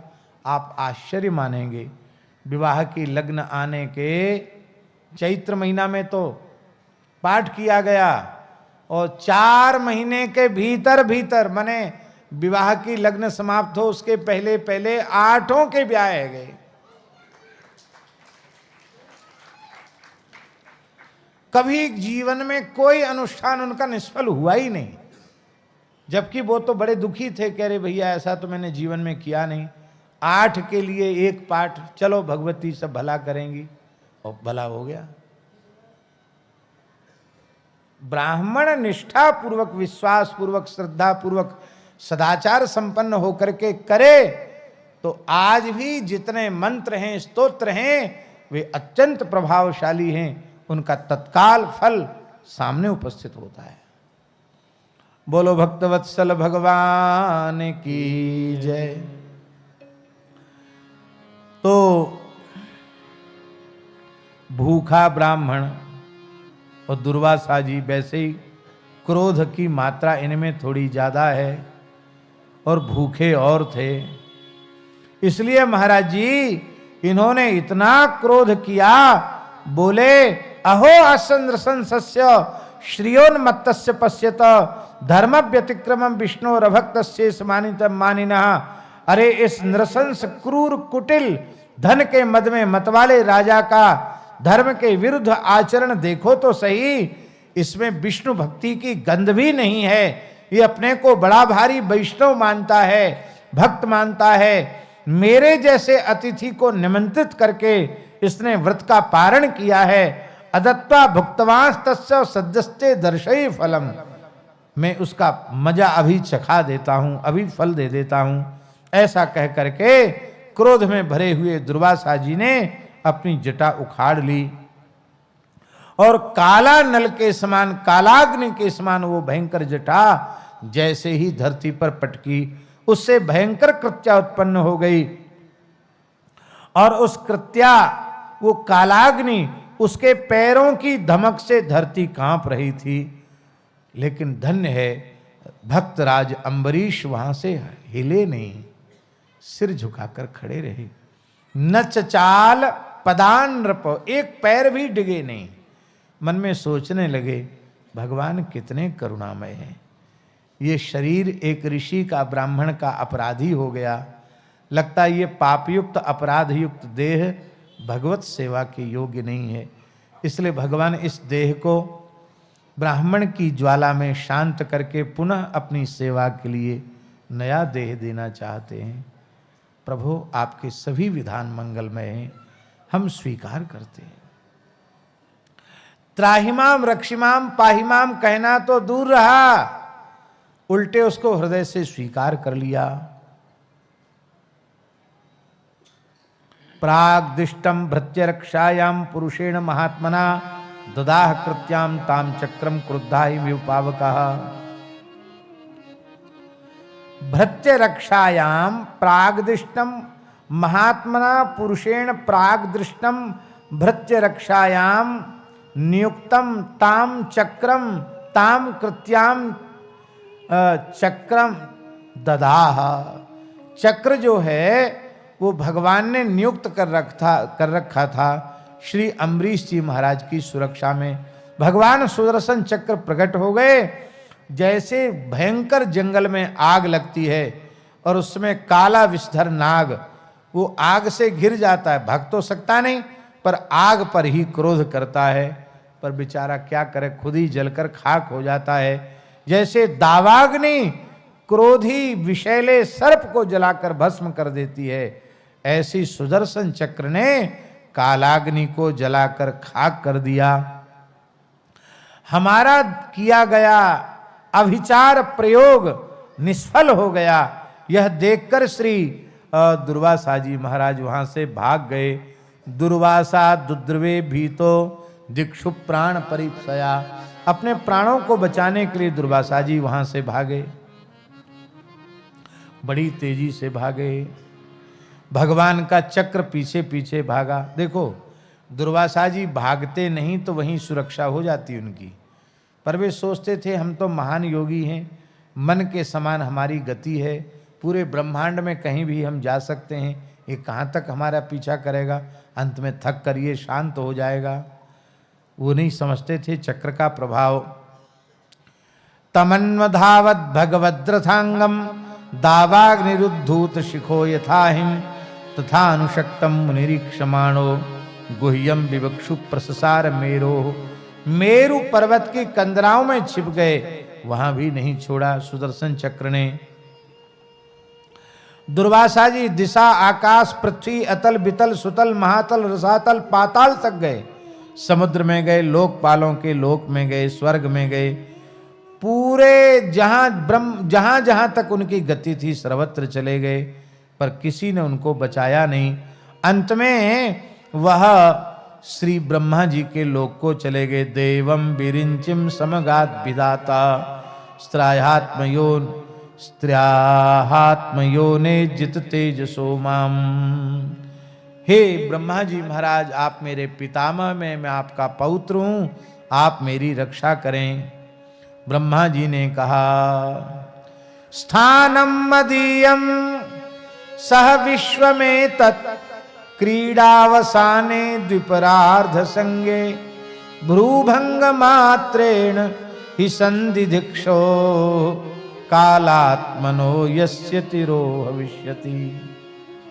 ऐसी बात परम भागवत ब्रह्मा जी ही कह सकते हैं। ब्रह्मा जी ने कहा कि दुर्वासा, जब मेरी 2 परार्ध की आयु पूर्ण हो जाती है, 100 साल की आयु है ब्रह्मा जी की, एक परार्ध 50 साल का, द्विपरार्ध माने 100 वर्ष, 100 वर्ष की आयु पूरी हो जाती है तो मैं भी नष्ट हो जाता हूं, मेरा लोक भी नष्ट हो जाता है। यह सारा ब्रह्मांड जिनकी भ्रूभंग से, भ्रकुटी टेढ़ी होने से नष्ट हो जाता है, मैं और मेरा लोक भी विलीन हो जाएगा। देखो दुर्वासा जी, अहम भवो दक्ष भृगु प्रधाना, मैं ब्रह्मा, शंकर जी, दक्ष, भृगु आदि ऋषि, प्रजापति, भूतेश्वर, देवेश्वर, ये सब के सब भगवान के बनाए हुए नियमों में ही आबद्ध हैं। उनकी आज्ञा का पालन करते हुए हम संसार में अपना अपना कार्य करते हैं। भगवान ने जिसको जो सेवा सौंपी है सब अपनी अपनी सेवा करते हैं। इसलिए हम भक्त द्रोही को बचाने में समर्थ नहीं हैं। भक्त से द्वेष करने वाले की हम रक्षा नहीं कर सकते। प्रत्याख्यातो विरिंचेन, ब्रह्मा जी बोले भगो भगो यहां से, हमारा लोक भी प्रलय नष्ट हो जाएगा। समझ में आई बात? माने ब्रह्मा जी के कहने का सही ये था कि हमारी अभी 50 साल की उम्र और बकाया है, हाँ, अभी हमको मत मारो, भगो यहाँ से, तुम खड़े रहोगे तो हमारा लोक पहले ही नष्ट हो जाएगा, हम भी जल के भस्म हो जाएंगे, चले जाओ यहाँ से। तब दुर्वासा शरणम यातः सर्वम कैलास वासिनम, भगवान शिव की शरण में आए दुर्वासा जी। श्री रुद्र उवाच, शंकर जी ने कहा, वयम न तात प्रभवाम भूम्नि यस्मिन् परेण्येप्यज जीव कोशा भवन्ति काले न भवन्ति हीदृशा सहस्रसो यत्र वयम भ्रमामः। दुर्वासा जी से कहा कि हे दुर्वासा जी, जिन अनंत परमेश्वर में ब्रह्मा जैसे जीव और उनके उपाधिभूत कोश इस ब्रह्मांड के समान ही अनेकों ब्रह्मांड उत्पन्न होते हैं और फिर उनकी अवधि पूर्ण हो जाती तो वे ब्रह्मांड विलीन भी हो जाते हैं। और एक एक ब्रह्मांड में एक एक ब्रह्मा, एक एक रुद्र, एक एक विष्णु, ऐसे हम न जाने कितने त्रिदेव जिनकी माया में भ्रमण करते रहते हैं। इसलिए हम उन भगवान के भक्त की रक्षा करने में, भक्त के विरोधी की रक्षा करने में हम समर्थ नहीं हैं। इसलिए भक्त के विरोधी को आश्रय देने का मतलब है भगवान से विरोध लेना। हम भगवान के विरुद्ध नहीं जा सकते। देखो, मैं शिव और ये सनकादिक ऋषि, नारद जी, ब्रह्मा जी, कपिल देव, अपांतरतम, देवल, धर्म, आसुरी, मरीचि और ये सिद्धेश्वर, ये सबके सब भगवान की प्रचंड माया को नहीं जान सकते। हम सब उनकी माया के घेरे में हैं। तस्य विश्वेश्वरस्येदं शस्त्रम दुर्विषिहं हिनः तमेव शरणं याहि हरिष्टे संविधास्यति। उन विश्वेश्वर भगवान का दुर्विषय तेज वाला यह चक्र भगवान की कृपा से ही शांत हो सकता है। उन भगवान की शरण में चले जाओ, वे भगवान ही तुम्हारा कल्याण करेंगे। श्री दुर्वासा जी वैकुंठ गए। देखो दुर्वासा जी की कितनी सामर्थ्य है कि इसी शरीर से वो वैकुंठ तक जा सकते, इतनी सामर्थ्य है दुर्वासा जी की। वैकुंठ चले गए। वैकुंठाख्यम यदध्यास्ते श्रीनिवास श्रियास, श्रीनिवास भगवान जहां विराजते हैं वैकुंठ में, वहां पहुंच गए।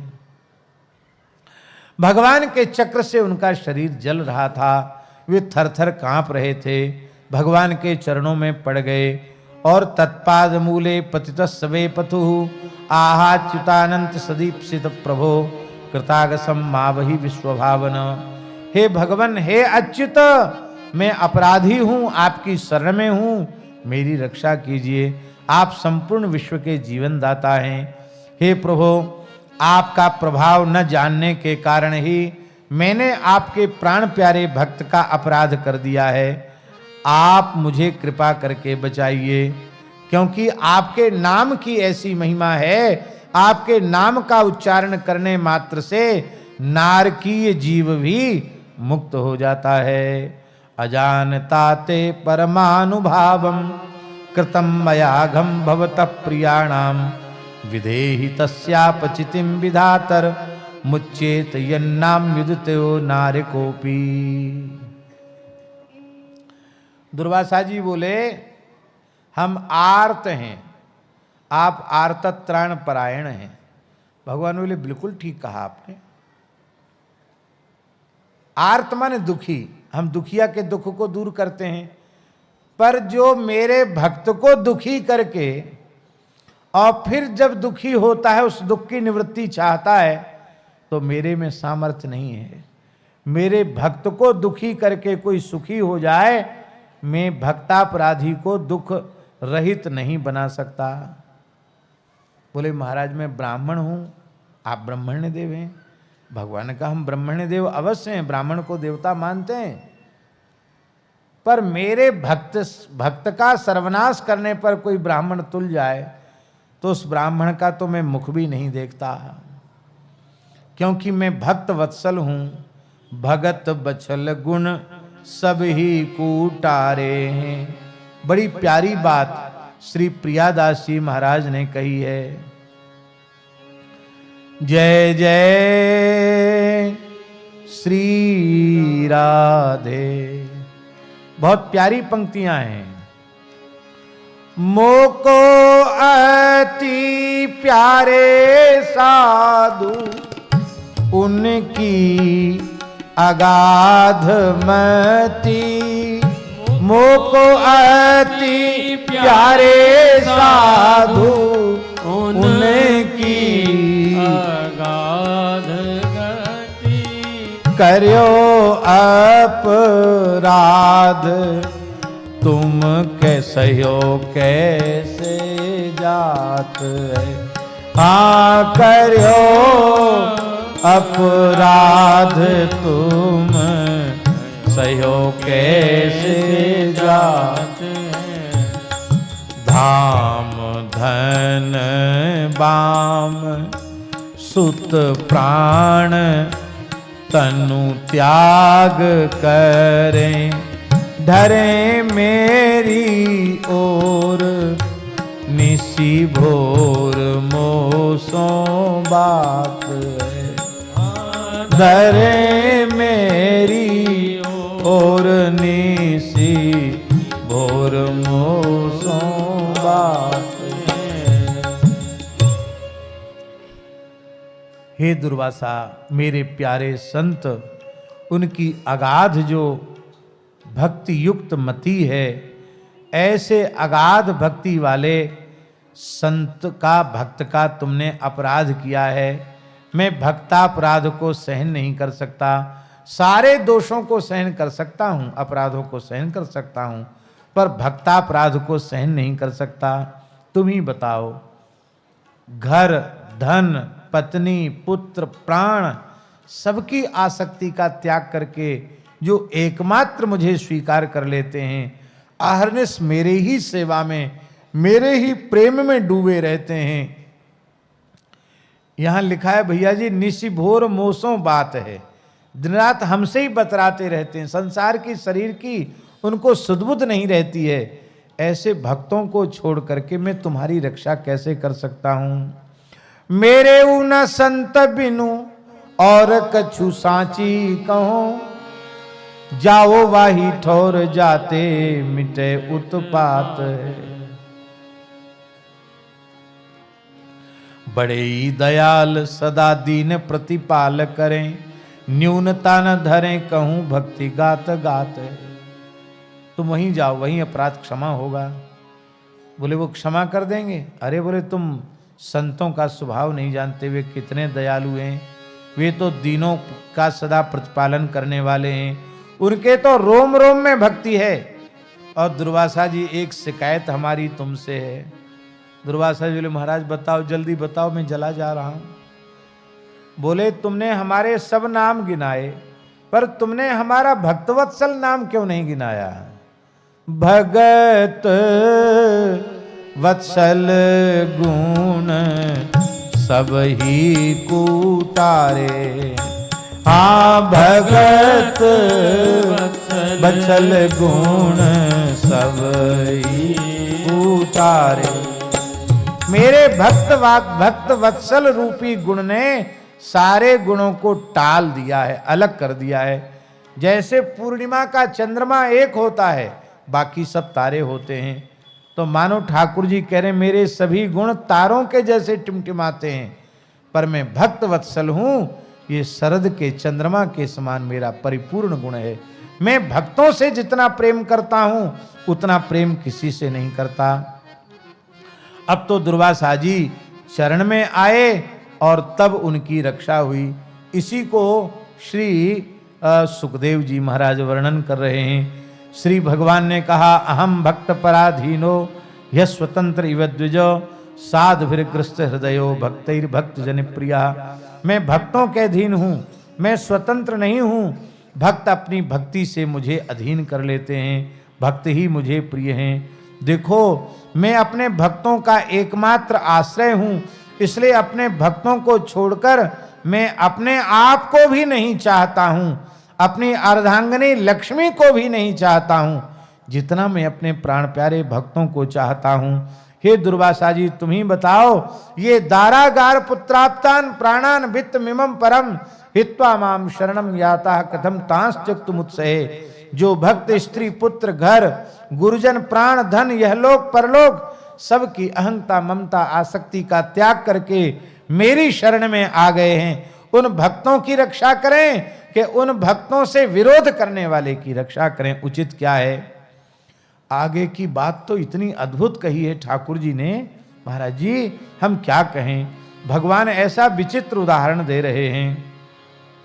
कहते मई निर्बद्ध हृदया साधव समदर्शिना दर्शना वशी कुर्वन्ति माम भक्त्या सति स्त्रिया सतपतिम यथा।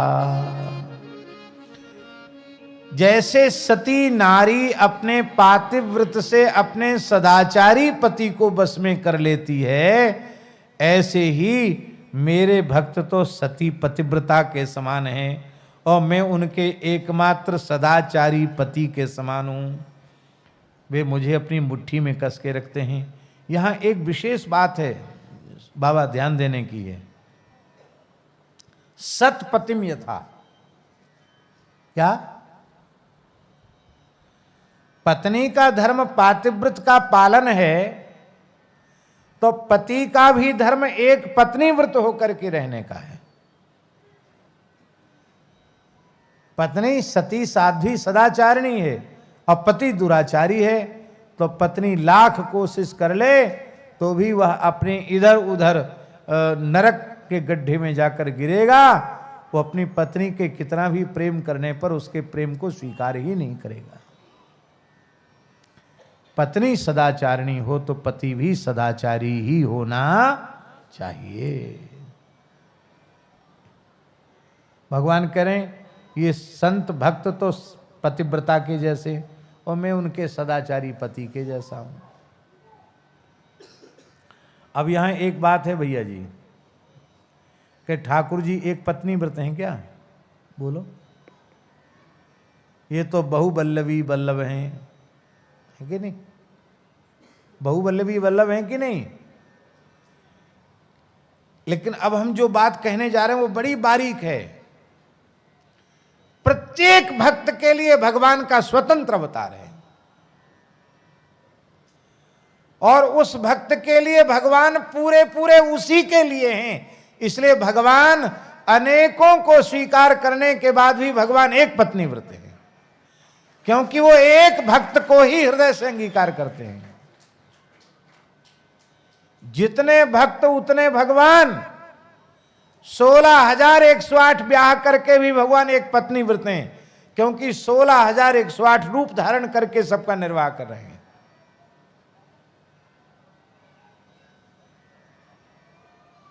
यही तो भगवान की भगवत्ता है, ऐश्वर्य है भगवान का।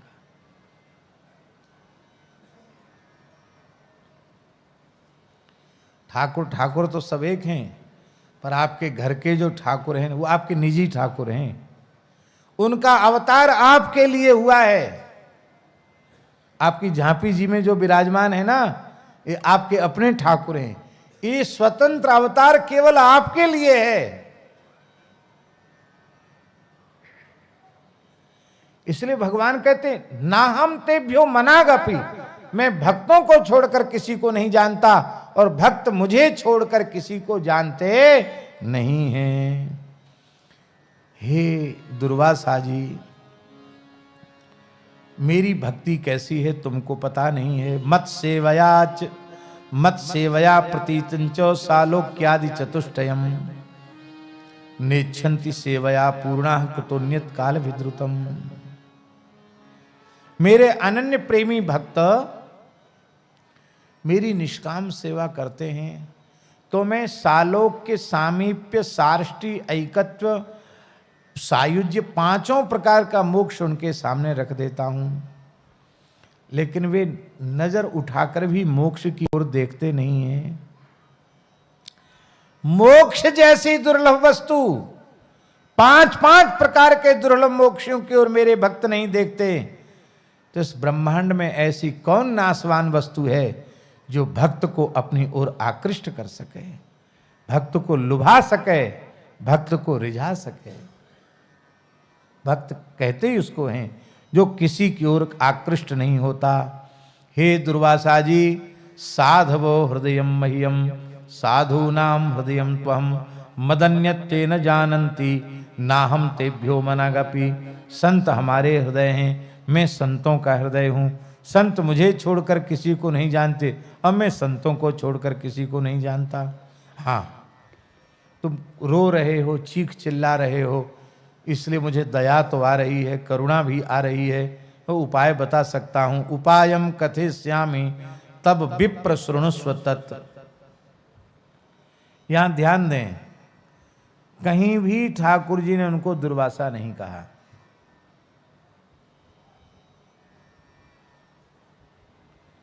आपको पता नहीं, आप तो बड़े भोले लोग हैं, हम लोग जानते हैं। ये हालत है भैया जी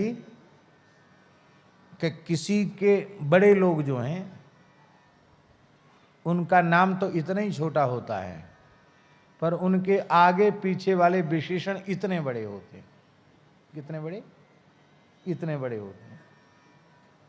और उनमें से यदि भूल से आपने उनकी एक उपाधि कम कर दी तो वो इतने नाराज हो जाएंगे कि वो आएंगे नहीं आपके कार्यक्रम में। नाम नहीं लेंगे हम, ऐसे महापुरुष हैं। अमुक उपाधि तुमने हमारी क्यों छोड़ दी? अभी हैं इतनी के भैया कितनी कोशिश करो, एक आधने का तो छूट जाएगी। तब उपाय यही होता है कि भैया आजकल का साधन है अपना व्हाट्सएप और कौन कौन सब होता है, उसमें लिख करके भेज दो, जिसमें हम कहेंगे आप नहीं भेजा था, छूटा तो आपकी गलती, हमारी गलती नहीं। हम कहना ये चाहते हैं कि बड़े व्यक्तियों का यदि विशेषण न लगाओ, उनकी उपाधि न लगाओ तो वो नाराज हो जाते हैं। पर यहाँ भगवान दुर्वासा जी को कोई उपाधि, न श्री, न जी, न ऋषि, न ब्रह्मर्षि, कुछ नहीं, विप्र। क्या कह रहे हैं बाबा? प्रत्येक संबोधन में विप्र, ए ब्राह्मण।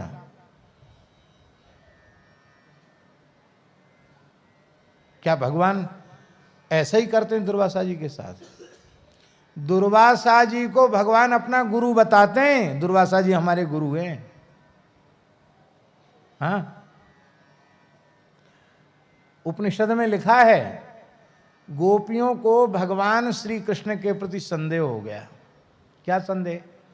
उनके मन में आया कि गर्ग, शांडिल्य आदि ऋषि इन्हें साक्षात परमात्मा बताते हैं, वेद की ऋचाएं नेति नेति कहकर इनका प्रतिपादन करती हैं, और ये तो ताही अहीर की छोहरियां छछिया भर छाछ पे नाच नचावें। ये तो एक एक चुल्लू छाछ पे नाचने लग जाते हैं। ये कैसे? इनको लोग योगेश्वर कहते हैं, और ये कभी जनानी बन जाएं, कभी कुछ बन जाएं, कभी कुछ बन जाएं। हैं? क्यों? लीला में आवे ना, तू क्यों बनो जनानी? मैया पूछती है कि मैया मैं आई लिए बनो, तेरे सामने आई लिए आयो कि मैंने विचार किया कि तू मुझे पहचान सके कि नहीं। लाला मैं तो ना पहचान पाई, तो मैं अब चंद्रावली छल आऊं? आप चले जा। जब मैं तेरी मैया मैं तो ना पहचान पाई, तो वो सास का वो दारी कहाँ पहचानेगी? नहीं पहचान सकी चंद्रावली भी। तो कहने का आशय ये है, ठाकुर जी की लीलाएं ऐसी हैं जिनको देखकर प्रेमियों को भी संदेह हो जाता है। आप कैसे बाल ब्रह्मचारी हैं, कैसे योगेश्वर हैं?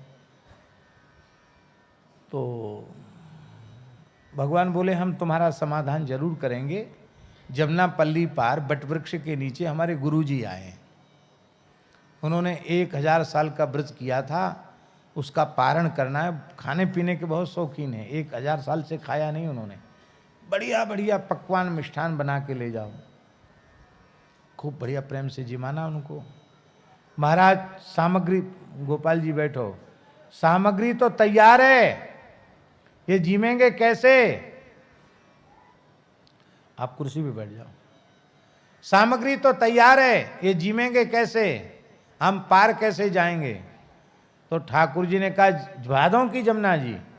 ठाकुर जी ने कहा यमुना जी से कह देना श्री कृष्ण निर्विकार ब्रह्म हैं, उनमें काम क्रोधादि बिल्कुल किसी विकार का लेस नहीं, पूर्ण ब्रह्मचारी और महान योगेश्वर हैं, तो यमुना जी मार्ग दे दें। अब गोपियों को तो यही संदेह था। अब यमुना जी को ठाकुर जी की बात सुनाई तो यमुना जी ने बीच में से मार्ग दे दिया। दीवाल बन गई ऐसी जल की, बीच में सूखी यमुना जी हो गई, और हजारों गोपी थाल लेकर के जमुना पार चली गई और दुर्वासा जी को पवाया। और ऐसे विचित्र महात्मा, वो हजारों थाल अकेले ही पा गए, शीत प्रसाद भी किसी को नहीं छोड़ा। जो थाल आवे एक ही बार में सफा चट, हजारों थाल खिसका दिए पापा करके। इसके बाद आचमन किया। बोले वाह बहुत सुंदर स्वादिष्ट, बहुत बढ़िया आतिथ्य किया तुम सबने। अब देखो संध्या का समय हो रहा है, हम फक्कड़ बाबा जी हैं, औरतों को नहीं रखते रात में यहाँ अकेले, हम तपस्वी लोग हैं। जाओ जाओ जाओ अपने घरन को जाओ। महाराज अब कैसे जाएं, तो नौका भी नहीं मिलेगी। वहाँ से कैसे आई थी? बोले वहाँ से आई थी ऐसे कि ठाकुर जी ने कहा था कि यमुना जी से कह देना कि यदि श्री कृष्ण पूर्ण ब्रह्मचारी हैं, योगीश्वर हैं, उनमें कभी किसी अवस्था में विकार उत्पन्न नहीं होता, तो यमुना जी मार्ग दे दें। यमुना जी ने मार्ग दे दिया। दुर्वासा जी यहाँ से बोले जाओ यमुना जी से कह देना कि दुर्वासा ऋषि केवल दूर्वा का रस पी करके ही रहते हैं और कभी कुछ खाते ही पीते नहीं हैं। यदि यह बात सच्ची हो तो यमुना जी रास्ता दे दें। वो सब मन में सोचने लगे कि हरे राम राम, एक तो कोई ऐसे झूठा होते हैं, अभी अभी हजारों थाल भोजन किया इन्होंने और अभी कहते खाली दूर्वा का रस। अब इनको कहे कौन? पूछने की हिम्मत तो किसी की नहीं। भैया हमें तो पल्ली पार जानो है। तो गोपी आई उनने यमुना जी से दुर्वासा जी की बात दोहरा दी, तो यमुना जी ने फिर मार्ग दे दिया। गोपी बोली, ना हम तो आपे पहचान पाए, ना आपके संतन को पहचान पाए। जो हजारन थाल भोजन कर गए हो वो तो खाली दुर्वा कोई रस पीवे, और जो औरतन के बीच में, स्त्रियों के बीच में ही नाचे गावे, वो ब्रह्मचारी है, वो योगी है। हमें तो कछु समझ में नहीं आयो। ठाकुर जी ने कहा, मैं जो कुछ करता हूँ अपने प्राण प्यारे भक्तों को सुखी करने के लिए करता हूँ। वस्तुतः मेरी किसी क्रिया में, मेरी किसी कर्म में प्रवृत्ति नहीं है। मैं केवल भक्तों को सुख देने के लिए ही लीला में प्रवृत्त होता हूँ। और दुर्वासा जी बोले, वो ज्ञानी संत हैं, उनकी दृष्टि में दुर्वा के रस में और तुम्हारे भक्ष भुज लेहि चोष्य 56 भोग 36 व्यंजनों के रस में उनकी ज्ञान दृष्टि में कोई अंतर नहीं है। क्योंकि जैसे पृथ्वी से दुर्वा पैदा होती है, उससे रस होता है, ऐसे ही धरती से ही सारे खट्टे मीठे चटपटे पदार्थ पैदा होते हैं, और सब अंत में खाने के बाद मल के रूप में धरती पर जाते हैं, फिर मिट्टी हो जाते हैं। इसलिए उनकी ज्ञान दृष्टि है कि दूर्वा के रस में और इन व्यंजनों में कोई फर्क नहीं है, भेद नहीं है। ये ज्ञान दृष्टि उनकी सिद्ध है, इसलिए यमुना जी ने मार्ग दे दिया। तो भक्त और भगवान ऐसे होते हैं, मदन्यत तेन जानन्ति नाहम तेभ्यो मनागपि। तो वहां तो भगवान दुर्वासा जी को अपना गुरु बता रहे हैं, और यहाँ गुरु जी को खाली विप्र कह रहे हैं। इसका मतलब है ठाकुर जी का आदर भाव, नाते रिश्तेदारी उसी से है जो उनके भक्तों से प्रेम करता है। जो भक्तों से प्रेम नहीं करता, वो गुरु ही क्यों ना होए, उसको भी ठाकुर जी उपाधि रहित बना देते हैं, खाली विप्र कह के बात कर रहे हैं। बोले, तुम देखो, एक विशेष बात है, ये 70वां श्लोक जो है वो लिखने योग्य है। भगवान कह रहे हैं कि तपो विद्या च विप्राणाम निश्रेयस करे उभे। दो साधन ब्राह्मणों के परम कल्याणकारी हैं, एक तपस्या और एक विद्या। किंतु ये दोनों साधन किसी उद्दंड ब्राह्मण के पास आ जाएं, किसी अपात्र कुपात्र ब्राह्मण में तपस्या और विद्या आ जाए, तो वह ब्राह्मण तपस्या से, विद्या से उद्दंड अन्यायी हो जाता है, और वह तपस्या और वह विद्या उसे उल्टा फल देने वाली हो जाती है। समझ गए भगवान क्या कह रहे हैं? कि तुम्हें तपस्या तो है, तुम्हारे पास विद्या तो है, लेकिन वो विपरीत फल दे रही है, अनुकूल फल नहीं दे रही है। इसलिए ब्रह्मस्तद्गच्छ भद्रम ते नाभाग तनियम नृपम क्षमापय महाभागम तब शांतिर भविष्यति। उन्हीं की शरण में जाओ, नाभाग नंदन अम्बरीश जी की शरण में जाओ, तब तुम्हें शांति मिलेगी। मानो भगवान कह रहे हैं कि शांति मैं भी नहीं दे सकता, मेरे भक्त की शरण में जाने से ही शांति मिलेगी। इत्थम भगवता दिष्टो दुर्वासा चक्रता पिता अम्बरीशम उपावृत्य तत्पादो दुखितो गृहीत। अम्बरीश जी के निकट दुर्वासा जी आए और उनके चरणों को पकड़ लिया। अग्रहित माने पकड़ लिया। उसके इस उद्यम को देख करके तस् सोद्यमनम वीक्ष पादस्पर्श विलज्जिता।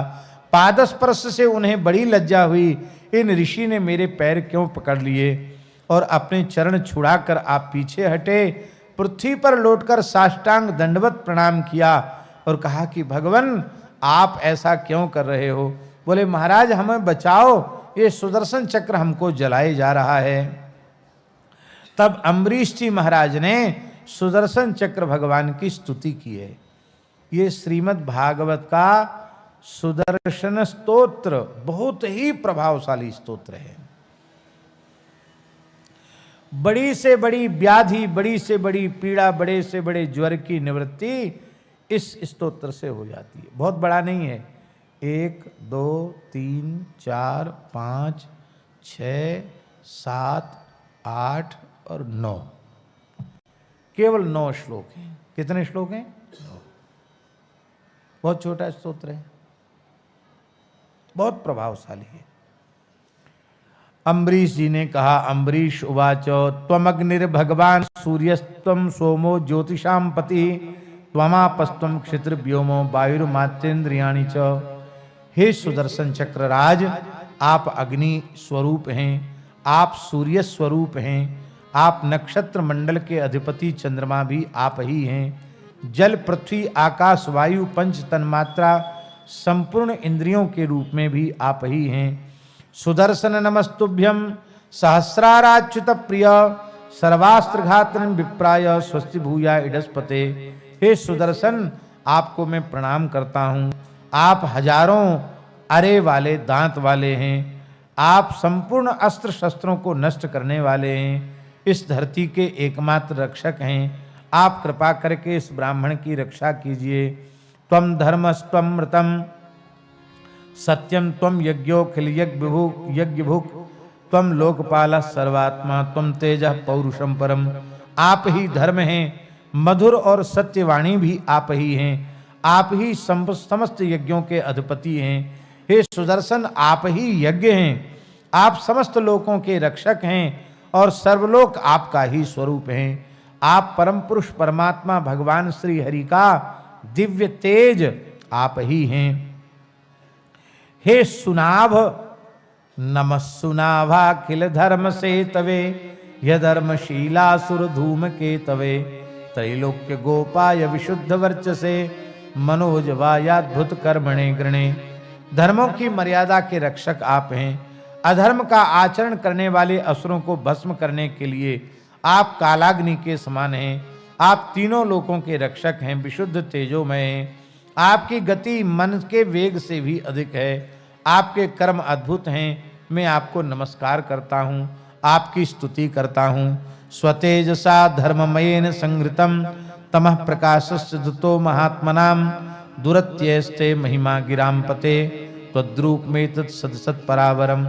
यहाँ देखो, सुदर्शन चक्र का स्तवन किसी अस्त्र के रूप में नहीं किया जा रहा है। सुदर्शन चक्र का स्तवन साक्षात भगवान के रूप में किया जा रहा है। हे वेदवाणी के अधीश्वर, आपके धर्म में तेज से अंधकार का नाश हो जाता है। सूर्य आदि महापुरुषों के प्रकाश की रक्षा होती है। आपकी महिमा का पार पाना अत्यंत कठिन है।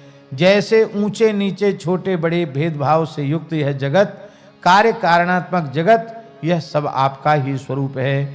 हे सुदर्शन चक्र, आप पर कोई विजय प्राप्त नहीं कर सकता।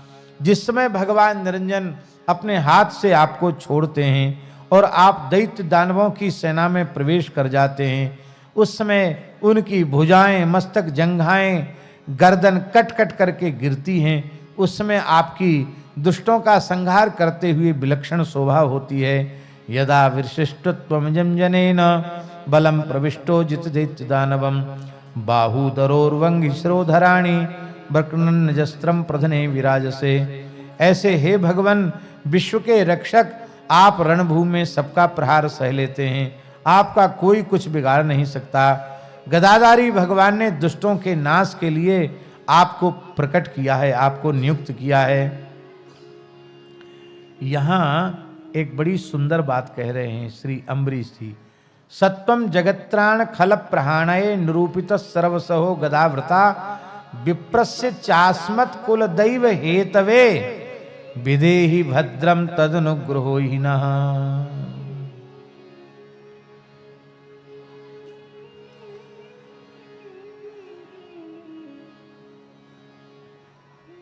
बहुत ऊंची बात है। हे सुदर्शन चक्र भगवान, हमारे कुल देवता तो ब्राह्मण ही हैं। क्या कह रहे हैं? विप्रस्य चास्मत् कुल दैव हेतवे, हमारे कुल देवता ब्राह्मण हैं और जिसके कुल देवता ही ब्राह्मण हो, उसका देवता ही नष्ट हो जाए तो उसका तो सर्वनाश हो गया।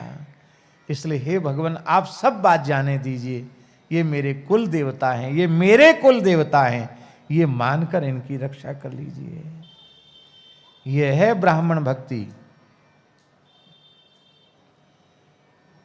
लिख लो इस बात को अपने हृदय पटल पर।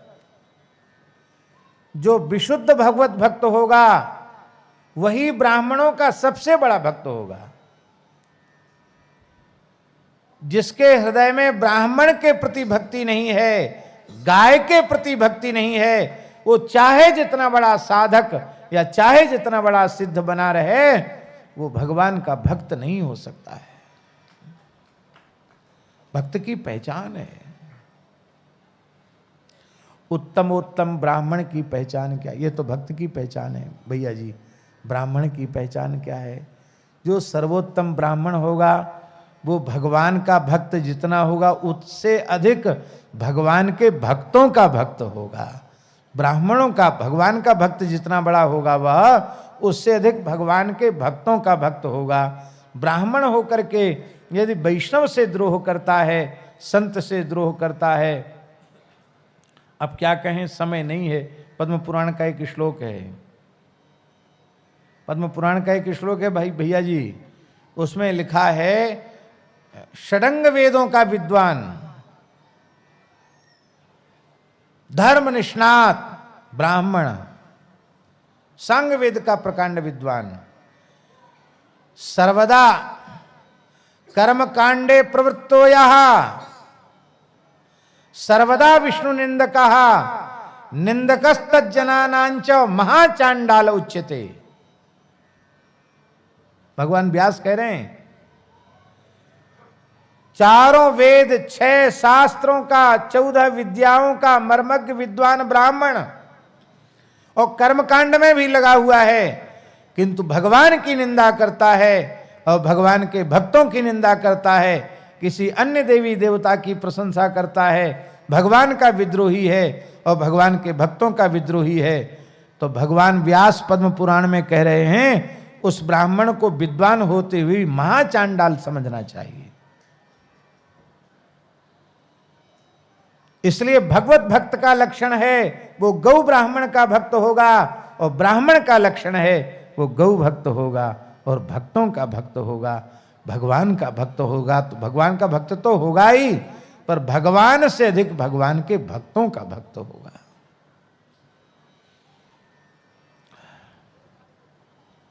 और हे भगवन, यद्यस्ति दत्तमिष्टम वा स्वधर्मो वा स्वनिष्ठिता कुलम नो विप्र दैवम चेत द्विजो भूत विज्वरः। यदि मैंने स्वधर्म का विधि पूर्वक अनुष्ठान किया हो, यदि मेरे कुल में ब्राह्मण को ही अपना इष्ट देव माना जाता हो, तो ये ब्राह्मण दुख रहित हो जाए। फिर भी सुदर्शन चक्र शांत नहीं हुए। कोई कसर छोड़ी अम्बरीश जी ने कहने में? शांत क्यों नहीं हुए? उनको क्रोध बहुत था कि बताओ, बिना बात है, बिना झगड़े का झगड़ा लगाया और मेरे भक्त को ही नष्ट करना चाहते थे। तब अंतिम श्लोक जो ये 9वां श्लोक जो है भैया जी, इस श्लोक में श्री अम्बरीश जी ने अपनी भक्ति की आन लगा दी। भक्ति की आन, आन तो जानते हैं ना, माने अपने प्रेम को, अपनी भक्ति को दांव पर लगा दिया अम्बरीश जी ने। उन्होंने कहा यदि नो भगवान प्रीता, यदि भगवान मेरे ऊपर प्रसन्न हैं। कौन? एक, जो एक अद्वितीय हैं, सर्वगुणाश्रय, संपूर्ण गुणों के आश्रय हैं। और ऐसे उन भगवान को मैं प्राणी मात्र के भीतर यदि देखता हूं, यह मेरी दृष्टि सिद्ध हो चुकी हो, तो द्विजो भवति विज्वरः। इसका मतलब इन्होंने चाहे जितना बुरा किया हो, हम इनमें भी आपको ही देख रहे हैं। सभी प्राणियों में मैं आपका दर्शन करता हूं, और यदि मेरे हृदय में तनिक भी प्रेम है और मेरे प्रेम से, मेरी भक्ति से आप प्रसन्न हैं, तो ये ब्राह्मण दुख रहित हो जाए। अब तो जब भक्ति की शपथ दे दी, भक्ति को दांव पर लगा दिया, तो सुदर्शन चक्र अंतर्धान हो गए, शांत हो गए।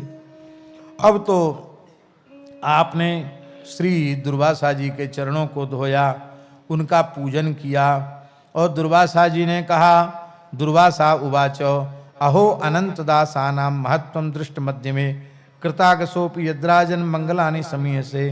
आज भगवान के अनंत दासों की महिमा आज मैंने प्रत्यक्ष देख ली। मेरे जैसे अपराधी के अपराध का चिंतन आप नहीं कर रहे हैं, आप हमारे मंगल कल्याण की कामना कर रहे हैं। हे भगवान, आप जैसे भगवत भक्तों के लिए कुछ भी दुष्कर नहीं है, कुछ भी दुस्त्यज नहीं है, क्योंकि आप लोगों ने तो भगवान के चरण कमलों को प्रेम की रज्जू में बांध रखा है, दृढ़ता पूर्वक पकड़ रखा है। जिन भगवान के नाम के श्रवण मात्र से मनुष्य निर्मल हो जाता है, उन भगवान के चरणों का जिसने निरंतर आश्रय लिया हुआ है, किंबा दासानाम अवशिष्यते, भगवान के दासों के लिए कुछ भी अवशिष्ट नहीं है, उनके सब धर्म कर्म परिपूर्ण हो गए। हे भगवान, आपने मेरे ऊपर बड़ी करुणा की, मेरे दोषों को आपने नहीं देखा, मेरे प्राणों को आपने बचा लिया। हे भगवान, मैं आपके चरणों को प्रणाम करता हूँ। और ऐसा कह करके दुर्वासा जी को भोजन कराया, फिर उनका प्रसाद लेकर आपने पारण किया। दुर्वासा जी को 1 वर्ष लग गया था भागने दौड़ने में, 1 वर्ष तक केवल आप चरणामृत ही नित्य लेते रहे और कुछ भी आहार आपने नहीं लिया। ऐसी आपकी भक्ति। यहां एक विशेष बात है, यदि अम्बरीश जी दुर्वासा जी के मंगल का चिंतन नहीं करते तो सुदर्शन चक्र उनको जला देते। उनका जो मंगल कल्याण का चिंतन था वो कवच बना हुआ था दुर्वासा जी का, इसलिए उनको जला नहीं पाए सुदर्शन चक्र। तो भगवान ने दौड़ाया इतना क्यों उनको? क्यों दौड़ाया? बोलो। अपने भक्त का प्रचार भगवान करना चाहते हैं तो दुर्वासा जी जैसे बढ़िया प्रचारक कहाँ मिलेंगे? तो पूरे ब्रह्मांड में पाताल से लेके ब्रह्मलोक तक सबका चक्कर कटवा दिया। सबको पता चल गया, भक्त से विरोध करने वाले की ये दशा होती। बताओ, दुर्वासा जी की ये हालत हो गई तो दूसरे की तो क्या नहीं हो जाएगी। इसलिए भगवान ने भक्त की महिमा बढ़ाने के लिए ये नाटक किया। अब एक बात और कह दें, दुर्वासा जी उच्च कोटि के भगवत भक्त हैं। भक्तमाल ग्रंथ में नाभाजी ने जिन ध्यान चतुर्भुज चित धर्यो तिन्हें शरण हो अनुसरो, जिन भक्तों ने चतुर्भुज स्वरूप का ध्यान अपने हृदय में धारण किया है, मैं उन भक्तों की शरण में हूं, मैं उनका अनुसरण करता हूं। इस 26 छंद में नाभाजी ने दुर्वासा सहस 88,000 ऋषियों के साथ दुर्वासा जी को ध्यान निष्ठ भक्त श्री नाभाजी ने माना है। ये भक्त हैं।